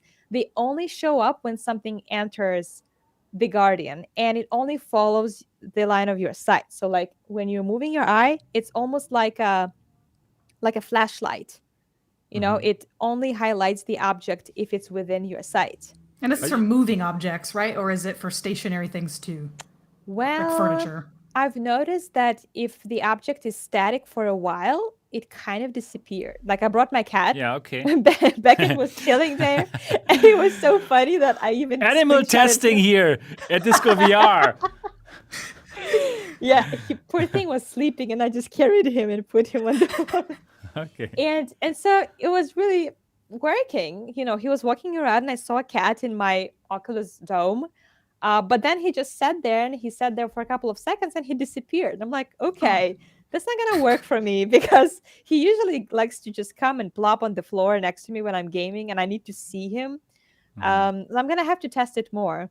But I opened the door, and then the door was within my Guardian, and I could see it all the time, even though the door was static. So I don't know. I think they're still working out, the way that it's going to work best, because you can't even find this feature under Guardian. You need to go to experimental features, and that's where you will find Space Sense, because this is still very much they're like trying to figure out what's going to work. For me, it's not going to work. I'll tell you now, because when I record, I outlined the entire Disco VR recording studio here. All the objects are here because I move around constantly, and I don't need, to mess up. And so when everything is outlined, it's a complete, it's a hot mess in VR. You don't want to do it. Got it. You really only want to use it when there is absolutely nothing in your Guardian. Otherwise, you will be it'll be distracting you. Oh. Okay, got it. What else? Like a few other things. They actually bringing these API pass-through apps to App Lab and Oculus Store. Maybe you have seen some of the games that support I saw API the flashlight pass-through. one. The is it a zombie or something where you have to shine a flashlight? But I don't know if I want to do that in my own house. Phasmophobia is scary on its own. I don't want to be scared in my own place. I don't play these games. I hate it. But this is amazing. It's amazing cool. technology. Sure. I actually found this app. I was the one who found it on SideQuest. I'm like, oh my God, people need to know about it. And I posted it from SideQuest, and it went a little bit viral because this is the kind of app that we were looking forward to, that would bring our nightmares in our house. Of course, you'll need to move Fantastic. afterwards. And it's so cool though. Yeah, the technology and the possibilities. I'm like, man, maybe the scary one isn't necessarily for Yeah, me, they this should particular put- one. They should put But the beautiful other people in looks there, you know. cool. Let's see But think beautiful about people. beautiful people. Think about Pokemon Go. You know, instead of walking with your phone, checking out the environments, in you your can actually house. Yeah, it's play gonna something in happen. your house. Augmented reality games are so going to happen. It's going to be And now- fantastic. And now these apps are going to be getting the support from Oculus, Meta, whatever. These games will show up on App Lab. They will even be showing up on Oculus Store, which means that it'll be easier to install them and to make them work. So this is great news.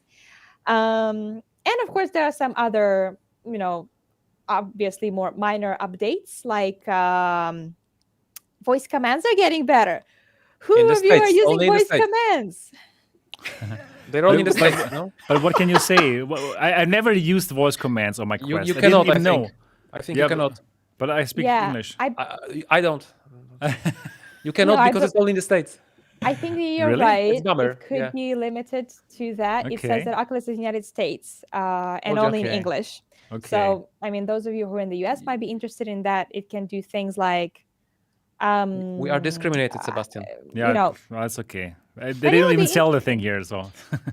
Well, But it's they interesting. said You the can Poland. click a button and say start recording. Like if you're a content creator, you Okay, can that's start not bad. recording quickly. That makes sense. Yeah. And you can even ask some questions like, how do I reboot? How do I connect to Wi-Fi? How do I change my profile picture? So it's turning into Okay. a Siri in a way because it can like And help it's you with great some things. for How do I? casuals.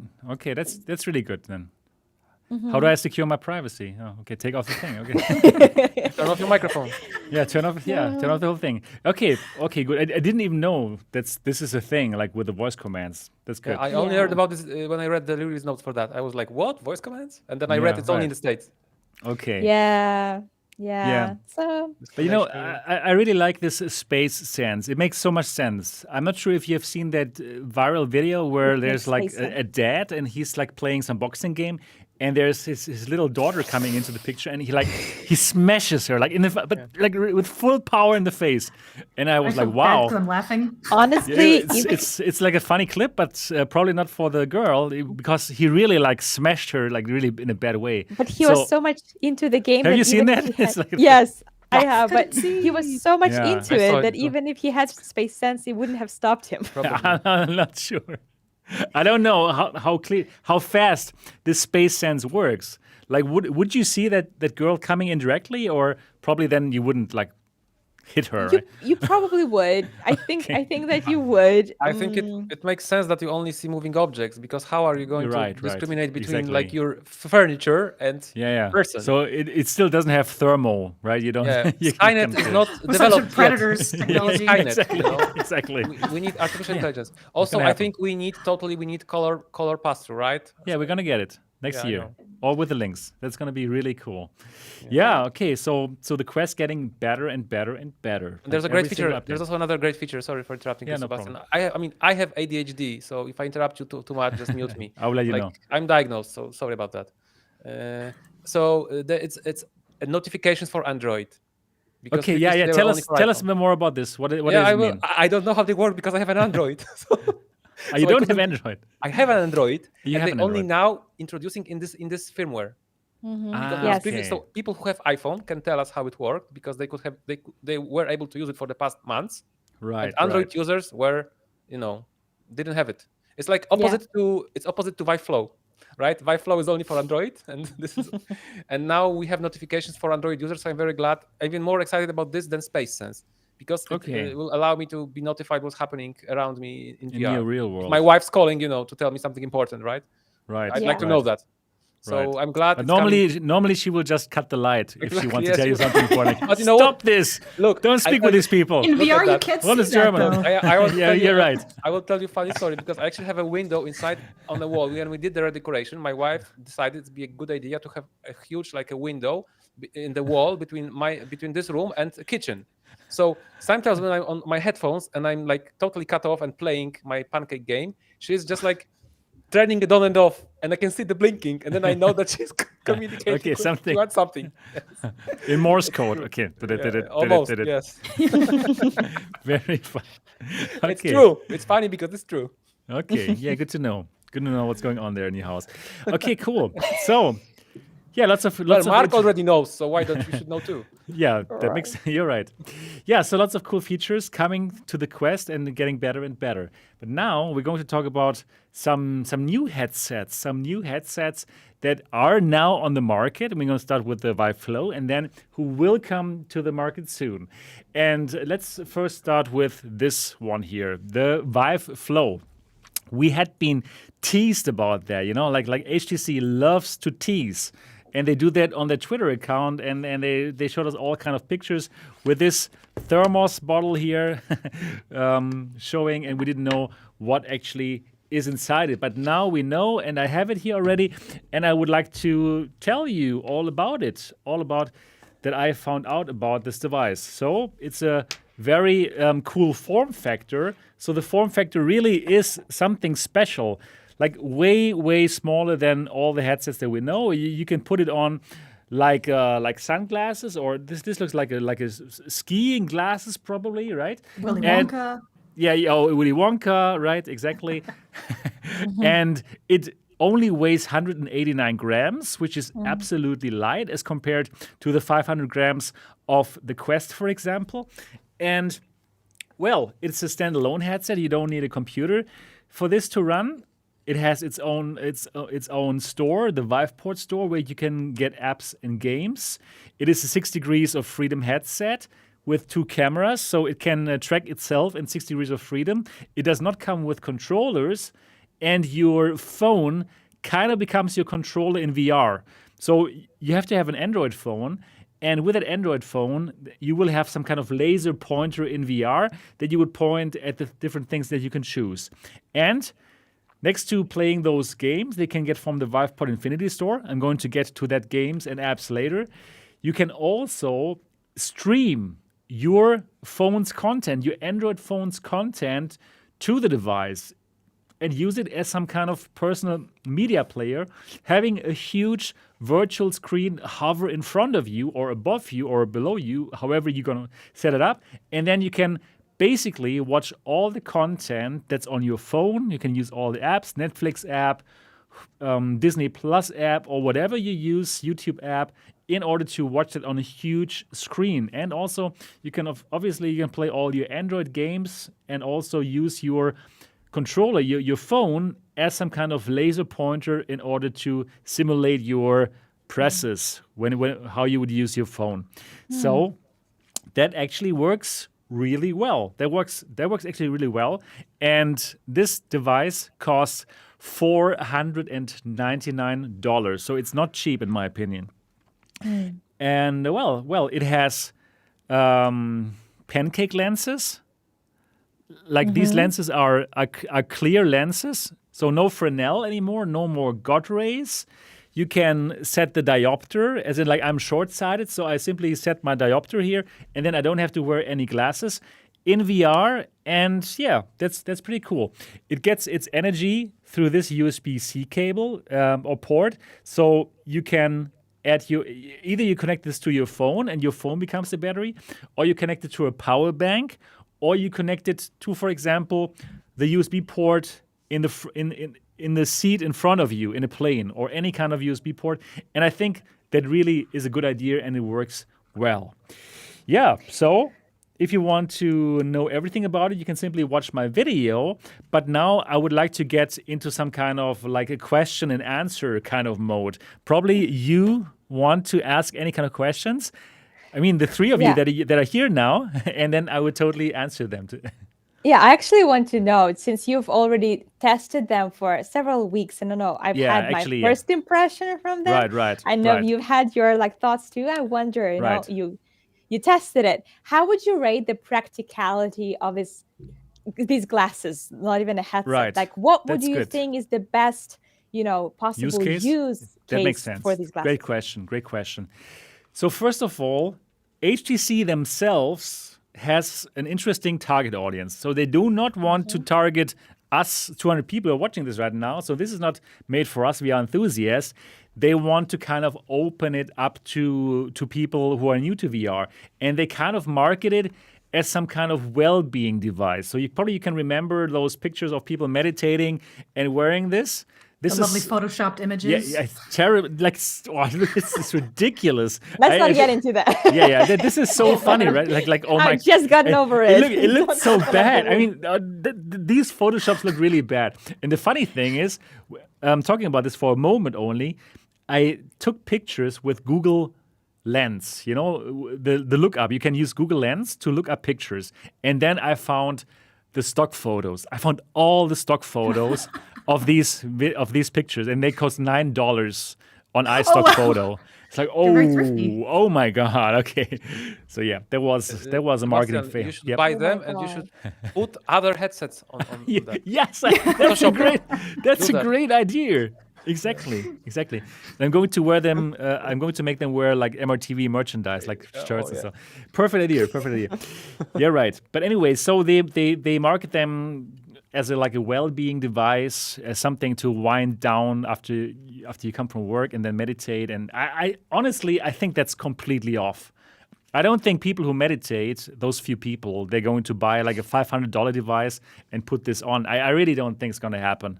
So in my opinion, HTC has in general a problem with targeting, with finding the right target audiences, because you really don't know for whom are their headsets. Like there was the problem since the Vive Pro, where they said like, this is some kind of prosumer device, but actually it's more for people who work and use it professionally. So they're kind of off with their targeting, in my opinion. And I really don't think people who don't know about VR are now going to run into the stores or order them for them to meditate. I don't think so. Would you agree with me, Adam? What are your thoughts about the targeting? Because it's kind of like, I can do all of these things also. I mean, granted, it's not going to look as good, but I can do all these things plus play games plus even more for the cheaper Quest 2. Right, exactly. And it is a kind of they're trying to like make their own audience for an audience that doesn't really exist yet, which is a super risky move on their part. Right. Like Agreed. the technology is cool, but yet I don't think that maybe people completely new to VR, their first thought will be like, well, I want to really watch movies in VR, and that's kind of it. Like they're going to want to get the whole experience. That marketing would be actually probably more successful if they just created glasses and they marketed it. Look, you don't have a big TV, you don't have room in your house for a huge TV. Get these glasses. Remove all those, games or some little things that drive. I don't know what drives the price to $500. But if they were selling it for like $200, $250, and they just promoted it as a huge, amazing quality, like large screen, and maybe add some kind of a way to watch it with some other people at the same time, synchronize it so that you can watch it with someone, not just alone, that would sell much better. I think so too. It reminds me of the 3D TV fads. It's like, let's give you a better way of experiencing movies, but nobody really asked for it was cool and it was a cool gimmick at the time, but now nobody uses 3D glasses at home. You're right. No one has 3D TVs anymore. Agreed. Exactly. Yeah, totally agreed. Tetiana, I also think with a different kind of marketing, this would have been much more interesting device. Like what I see right now, if I was the HTC marketing person in charge, I would do the following. I would show somebody like in an airplane, like in the economy class, like super cramped down, right? It's not fun. Next to the person is somebody annoying, and then in front of you have like a little screen and it doesn't work, right? And then the person gets out the Vive Flow, boom, and then you see the person in a huge movie theater alone. It's not a stock photo. Exactly, not a stock photo. You're right. It probably would have been a bit more expensive. Like alone in that movie theater, watching the favorite movie, like for hours and hours, and then when the movie is over, boom, he gets it off. He's again in that cramped economy class, but it's already touching down, and he had the best flight ever. HTC, I should be your marketing person, and you would sell you would be so good. But honestly, right? No, right? That would work. They can add other things. You can connect it to your phone. They can market the same thing. Like you can play your games like in the train or on a plane. Exactly. You can still or do not it. even play. But this whole presentation, it was mind terrible. blowing. They were so showing bad. a mom with 3 confusing. kids. And they're promoting getting out of the kids, I can just go in VR and relax. Like, bye, kids. Dude, you have 3 kids. Okay, I had enough of this. Boom. no, really, yeah. There was. I really don't get the presentation and the marketing. It doesn't make sense. Yeah, or the other thing, and unfortunately, this cannot do it, but it should be able to do it. It should stream your desktop. And it would be possible because this has a good screen. Probably you've seen my Through the Lens videos. It looks really good. It's a great screen and good lenses.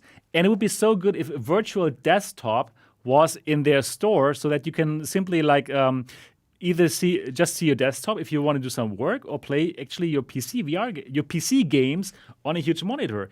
And then the next advertisement clip that I would do, okay, I am now in a train, see myself in a train, and I want to get some work done.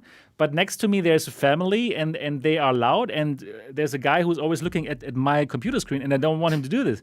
Okay, no problem. I put this on. Then they rob you. They rob me. That's one thing. And they look at your phone. Yeah. No, and then suddenly I am alone in some cool office with several monitors, and I get my work done. Thanks I to already want that. this device. That already makes me want to get one. Oh my God, I would be the perfect marketing manager. But no, they must Photoshop it on $9 stock photos. So bad. I don't get it. So you know what? I think that there's this saying that there's no bad product, only bad price. So this is the perfect. Yeah, the price is also a bit expensive. You know that costs almost 600 euros in Poland? Yeah. 600 euros. Yeah, I know. Right. Two quests. But honestly, almost. If I'm telling you, if Apple came out with this device and they would do the Apple marketing, we would say what? Only 549 euros? Come on. That's a friggin' steal. I want it. But then also we must say that if Apple came out with this device, and they will next year, it would be perfectly polished. Exactly. There would be no problem. And with this is not perfectly polished. I cannot see my desktop, right? And that's what I want to talk about next. The streaming from the Android, from my Android phone, that is really good. They nailed it. I love it. And I can see myself use that on the transatlantic flight to Las Vegas to go to CES. I probably will use that. I will be the guy who is going to wear that on the plane. If you connect it to the phone, what about the battery? Can you have external battery too? So no, battery this thing. Yeah, it has to be attached to something, though, right? This has to be attached to something. So I'm going to wireless streaming. It's wireless streaming. Okay. It's wireless streaming. So that's good. So this I'm going to attach it to the seat in front of me by USB, and this I simply connected wirelessly via Miracast, and this does work well. This does really work well. This is nice. Yeah, this really works well. So for my use case is going to be those long plane flights, sitting in my virtual movie theater and watching my Netflix, because I will be able to download the Netflix show before offline right to my phone. The Netflix app can do it, and then I simply stream it. So that works really well, and that's my use case. And It's not cheap, but it works really well. Do you think Apple actually blocked them? Because that's no. Why is it? But why do you think this is my conspiracy? I'm putting on my tinfoil hat, and now I'm talking. I think Apple, it's their biggest competitor. They know that Apple will come up with that. They will blow them away. Yes, but they don't need to do this. Why? Yes, but why HTC is not compatible with an iPhone? Because they didn't have time. Mm-hmm. Because I can tell it feels rushed. Okay. It's not finished. I can tell it. Shouldn't they prioritize Apple, not Android? Well, it's always been more Android HTC, Pro of a company anyway. Yeah, right. Exactly. So they are closer to Android, obviously. I know, but Yeah, it feels like it would need 6 more months of R&D for the software. There's no hand tracking working, but it could, right? It has cameras, and the way to control it using your phone as a 3DOF controller with a laser beam coming out of it, that works for the 2D Quite content. Smart. That works fine for the 2D content as in streaming your phone. But when you are in those VR apps, and suddenly you have a 3DOF controller, and we are so used now to 6DOF, it just doesn't work. It doesn't work. Mm-hmm. And there's new apps, actually some apps that we would use right now, there's VR chat on it. There is Vive Sync on it and Engage, those apps where you can have meetings with some colleagues. And these are just crippled by the bad 3DOF controls. So that doesn't really work well, and that's like a missed opportunity. And therefore, in my opinion, they need to work another few months to get the hand tracking working, to make those apps like VR chat work with hands. And then I really think they have a product that is kind of cool, honestly speaking. Right? But I mean, there's no pass through or anything, right? So if you're switching apps, you kind of have to because I even saw in your video, you had to, you can't see what your thumbs are really clicking on, so you had to sort of like look up and then select. No, and actually, if you are streaming your phone, you don't have to look on the phone because you can actually use like a laser pointer to choose the things on the phone. That works well. Oh, okay. So that works well. Okay. Yeah, right. Exactly. So that does work well. But like in the VR apps, like VR chat, if you don't really have like a 6-DOF controller, right, but just this kind of like 3-DOF, it doesn't work anymore, in my opinion. That's just like not so good anymore. And they need to put in more effort to get the hand tracking working. That's what I think. But the form factor looks amazing. The form factor is really good. You know, yes. the most accessible kind of device that we've seen. I mean, not counting Ray-Bans, because those are not anything smart at all. Even though it was also quite impressive how lightweight it was. But these actually look like glasses, not headsets. Yeah, really, like ski goggles, probably. Not so close, yes, to normal glasses, right? They comfortable? Are they front heavy at all? No. This is really 189 grams. It's really light. So that's surprising when you wear it. It's really good in terms of the weight, and it's surprising. It has a good picture quality, and the FOV is also not so small. It's a bit less than the Quest 2, but honestly, for watching movies in your private theater, that is good enough. So it's a very minor thing, but man, all the fingerprints on the front would bug me so much. It'd be like buffing buffing that thing all the time. Yes. No. Right. I hate that. Yeah. But hopefully this form factor will be an inspiration for I think it is. all the other It's going to happen. It's going to happen. It's going to happen with these new micro OLED displays, and we're going to talk about this next. If you don't have any more questions about the Vive Flow. Let's move on. Yeah, right. Exactly. So that's the Vive Flow. It's unfortunately, I really think it's going to be tough for HTC to sell lots of them because of the price point and because it's not finished. Once it's finished, I'm going to let you know. I think soon we'll be able to buy them on a fire sale. Yeah, probably. Might happen. There will be this huge warehouse of unsold HTC Flows when HTC goes bankrupt. I root for HTC. I really hope they will stay there. I mean, so many good memories. So many good memes. Oh yeah, that too. so we need HTC. Memes in 2 years. Yes, we need them for the memes. Right. Okay, yeah. So the other headset that is probably most of you are more excited about this, honestly speaking, right now, and I can't understand it because I'm really also very excited about it. Wow. Yeah, really. That's a wow. That's a wow, and that's a oh my god. It's so funny because I really recorded my first time using this headset, right? So that was really cool. So again, micro OLED display. This is the Arpara 5K.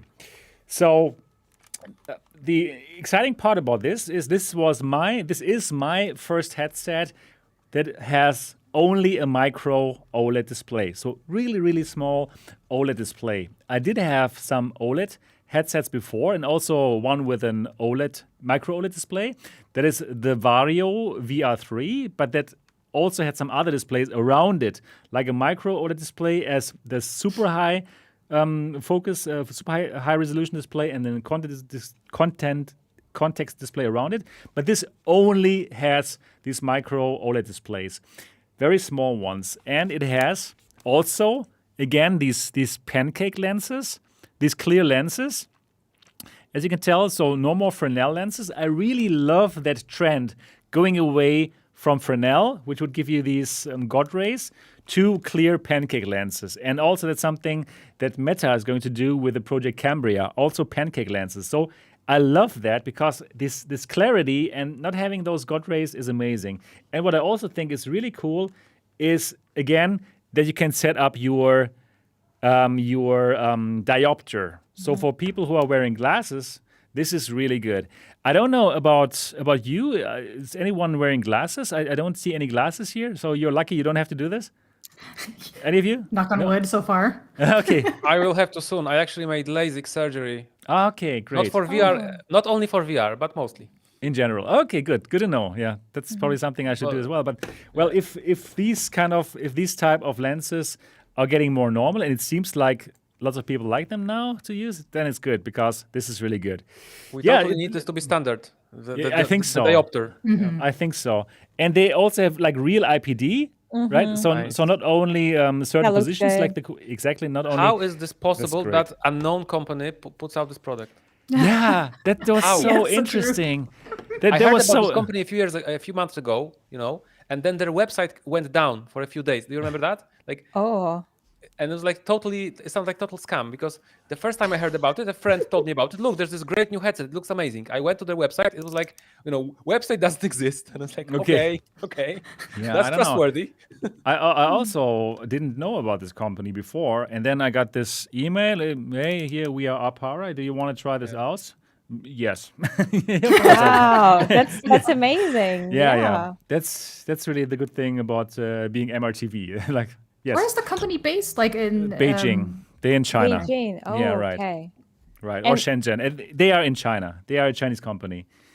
Right. And you so, say the tracking is not very good, but they're going to send you the Right. lighthouse. Right. So exactly. So right now, actually, like it is right now, this is the Arpara tethered. So they're going to have two models, like this model, which is a PCVR headset, and it does not come with its own tracking solution. So actually, this is a module. This is a tracking module, and the tracking is called NOLO, and that's already a few years old. And this is being used for 3 DOF headsets to bring them into 6 DOF. It also has its own controllers, but they are simply not good.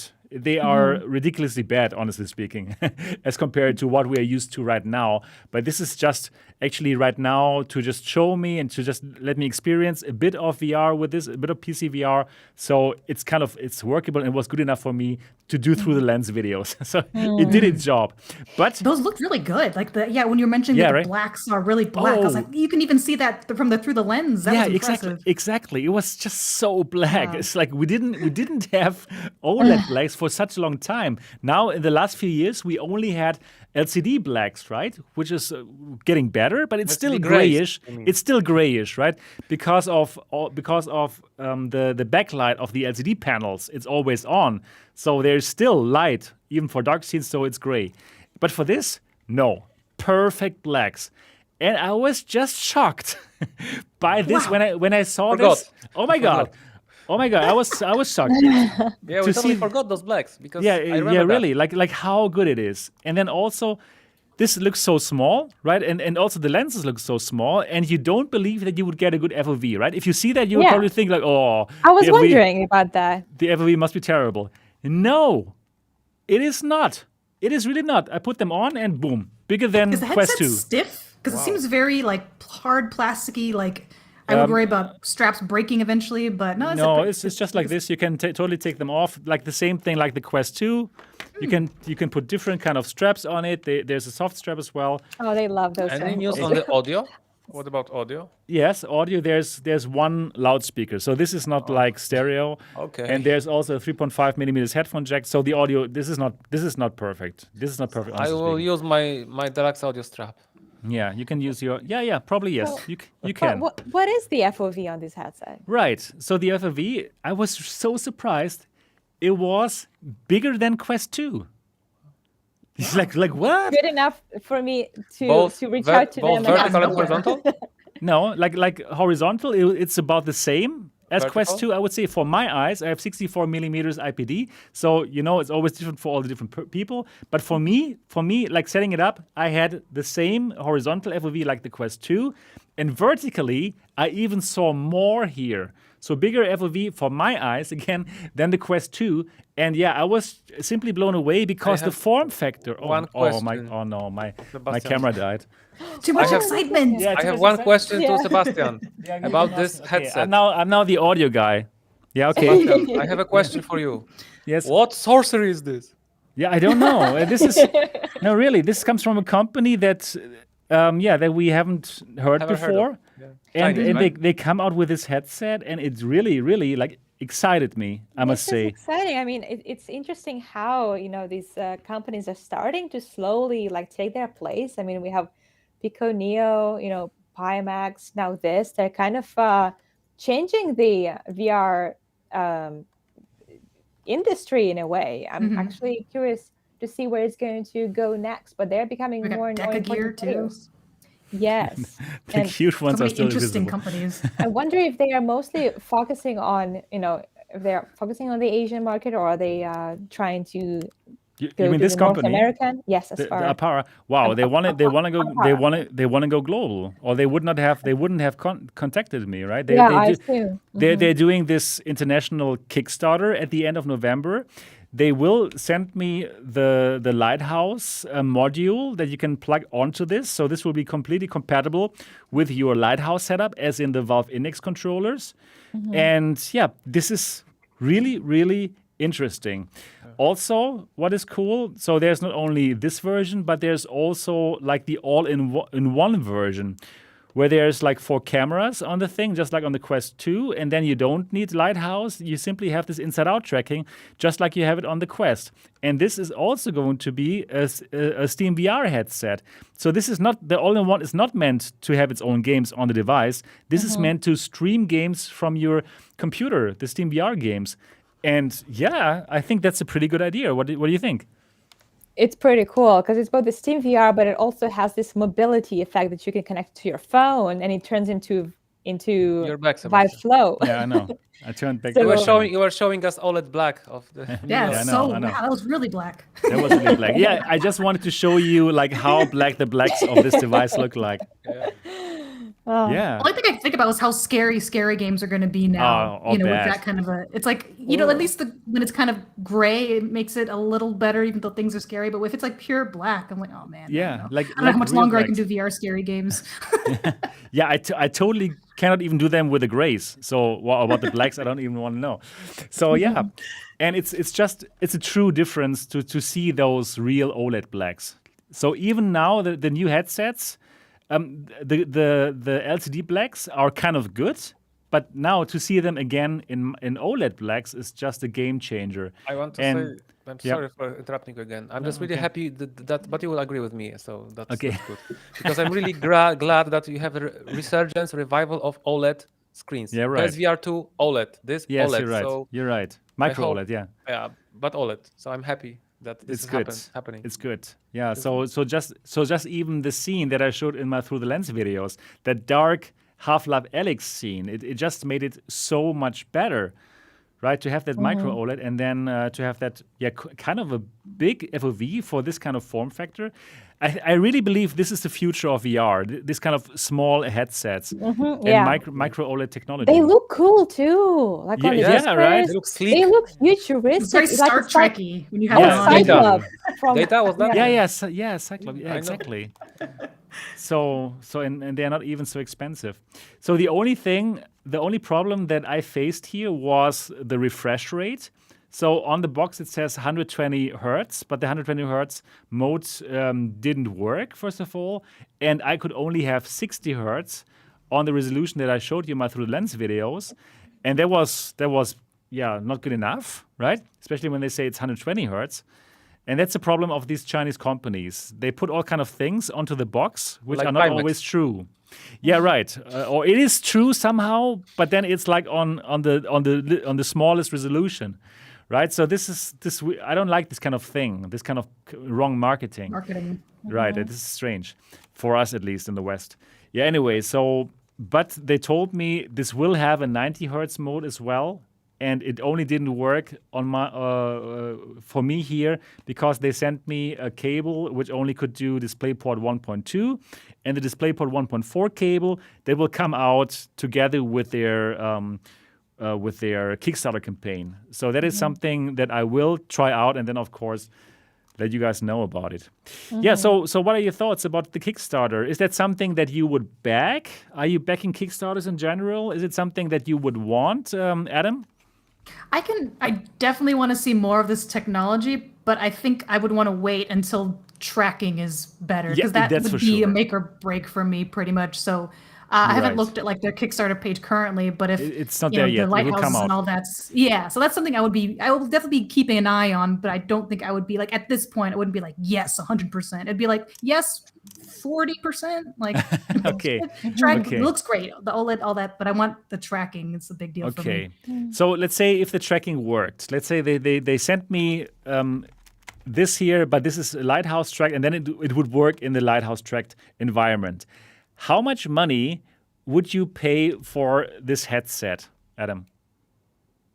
For it to like replace my Quest or just like Yeah, in no, general? replace your Valve Index. My Valve Index. Oh boy, that's bigger. Yeah, I'm So telling the you. Index right now about like 1,000. So maybe I would say like 600. Okay. Like, or less, because I'm a super cheap person though. Okay. But you know what? You have to remember that if it will use SteamVR tracking, you have all the elements of this set already in your house. You have. You have the That's base true. stations Controllers, and you have exactly. the controllers. You only need the headset. Right. That's why I'm going to back it, because I already have it all, and you just need the headset. And So I don't- you would back the lighthouse version, obviously, right? Not Of course. the all-in-one version.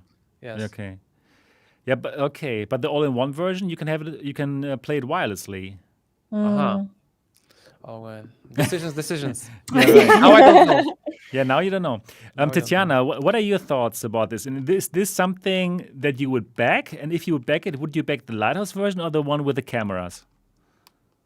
I want the all-in-one version. I yeah. can't, like, I started this whole channel and my VR involvement with a wireless Yeah, wireless standalone is headset. fun. So Yeah, that makes going sense. from wireless to wired, Yeah. it's I like hard. both. Even, It is hard. yeah, so for me, it's a little different because I don't have the Valve Index, unfortunately, so I can't compare it to that. And, but I think that maybe I would pay $550 for this headset. And I would like For to the back for the that. standalone with the Don't you cameras, think right? that the Yeah, SteamVR version yeah. would be much cheaper because it wouldn't have the cameras and stuff like that? Could be, yeah, I don't know. But it has the lighthouse stuff. I don't know how expensive this is. The sensors Depends and on how they stuff. bundle it. Like if they do Yeah. a solo headset, or if they are gonna include their own lighthouses, or they're gonna add like the regular I Valve really, lighthouses. I really think it's just an upgrade set. I don't think they're going to come up with they're going to sell the base stations. I think it's just the sensors, and they expect people to have their I own. mean, does anyone lighthouse. else have lighthouses except Valve? Do they exist? Like, have you Pimax ever- actually. Pimax sells Their own? Pimax But they- sells not their own. It sells the Valve ones. That's why I'm asking. Do You're they right. exist? No. Remember, because Valve was supposed to license it. They said that it's a free license. Everyone can make them for free. They have royalty-free license on the whole SteamVR tracking ecosystem. No one ever made it. It's like if Right. it ain't broke, don't fix it. I suppose. If Yeah, it's exactly. not profitable, don't do it because you won't profit. Right, That exactly. makes sense. Yeah, wow. I would like to get some kind of opinions from the chat, people in the chat. Are you going to back any version of the Arpara 5K, either the all-in-one or the Lighthouse one? Please say yes in the chat now. If no, please say no. If perhaps, say perhaps. Let's see It's what. such a hard because because I have both. Like I know I can get higher quality from PCVR, and that's kind of where I started with. So that's always gonna be my priority. But then once I got the Quest, I could really appreciate the portability of it. I'm like, yeah, I can just play this thing anywhere, take it and travels with me. I hope we get to the point one day where it's going to be really easy to be able to do both, like not have to sacrifice quality for portability. I think we're getting there slowly. We're though. getting there. I mean, Yeah. we're getting there, right? Today, those headsets that I showed today, right? They are both small, and it's No. it's going It's a good to day. It's a good day for VR. It's actually it's- keeping me very optimistic about it. yeah. It's interesting, Only right? Flow had OLED, right? Yeah, that would be good. Yeah, and like great hand tracking. Anyways, it's an exciting time for VR. It's like it feels like something is moving on, right? It's happening. The magic is starting to happen, and everything starts to get together beautifully. And wow, And VR is not dead. VR is not dead. And and it's glad that we are here and we have this community and talk about all this Beautiful things. Yeah, all right. We could talk more and more, but we have already reached the 2 hours timestamp. And that's normally where we wrap up. And Adam, it was so great to have you on the show. I hope you also enjoyed it, even though it just felt like we have just talked for 20 minutes, right? We could really... Yeah, time flies. Right? It feels like, okay, that's too short, but we need to kind of get it into the 2 hours mark because we cannot always do a 3 hour show. But it was so nice to meet you, Adam. And for sure, we're going to speak more, hopefully in reality at the CES.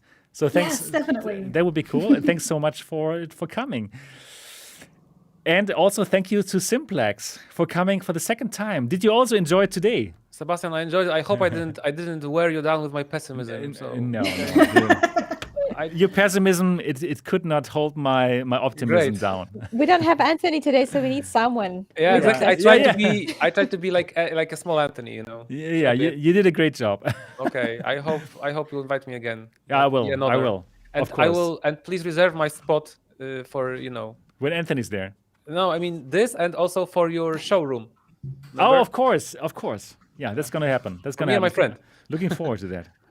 Yeah, cool. And of course, great to have you here, Tetiana, as always. Yeah, that wraps it up. That was Season 2, Episode 14 of the Next Dimension podcast. For all the people who are watching right now, thank you for watching and being here live. Now is the time to give this a thumbs up so that the algorithm will know that you enjoyed this and that more people will find it. So destroy that like button and also leave a comment.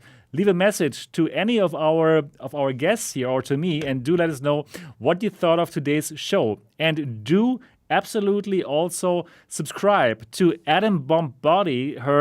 Her link to her YouTube channel is down in the description of this video. Do also subscribe to Tetiana. Link is there as well. And also, if you are Polish or if you are international and you simply like him, also subscribe to Simplex, and I will put his link also down in the description of this video. Yeah, I'm trying to get to 1,000 subs because I'm only... Oh, yeah. Already now. Yeah. Okay, perfect. Let's make this happen for you. Thanks.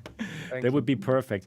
Yeah, and for all of you out there who have not yet rated this wonderful podcast, please do that now. Get out your iDevices, find the podcast app, find this show, and do leave us a 5-star review. That would absolutely mean so much to us. And that's it. That's it for today's show. Thanks for watching, and look forward to see you in the next one. Bye-bye. See ya. Take care. Bye. Thank you. All right, perfect. We're still online now. That's our thing. We just wrapped this up and cool down a bit. Yeah, so Adam, how was it? I liked it. Great. It's super fun. You guys are easy to talk to, and it's nice to have multiple people, so it's not just like me the whole time. Like, thank God. Once I heard Tetiana was going to be on, I was like, oh, thank God. Yeah. Yeah, it's so relaxing. It's so cool also to have this, 2 girls and 2 guys. Like this kind of gender parity is also nice, right? Normally only the guys. Yeah, and normally I'm just trying but what about Yeah, right. Edmund actually talked, we chatted before, for other kinds of stuff, and so this is the first time I actually get to see her on the other side of the face to face. Yeah, it's so nice. It's perfect. Also, you have amazing video quality. What is this? It's like TV almost. Yeah, it looks so good. AtomBombBody. I'm using my DSLR. You can see that. So good, exactly. Yeah. Oh wow. Oh yeah, perfect. Yeah. Nice. Perfect.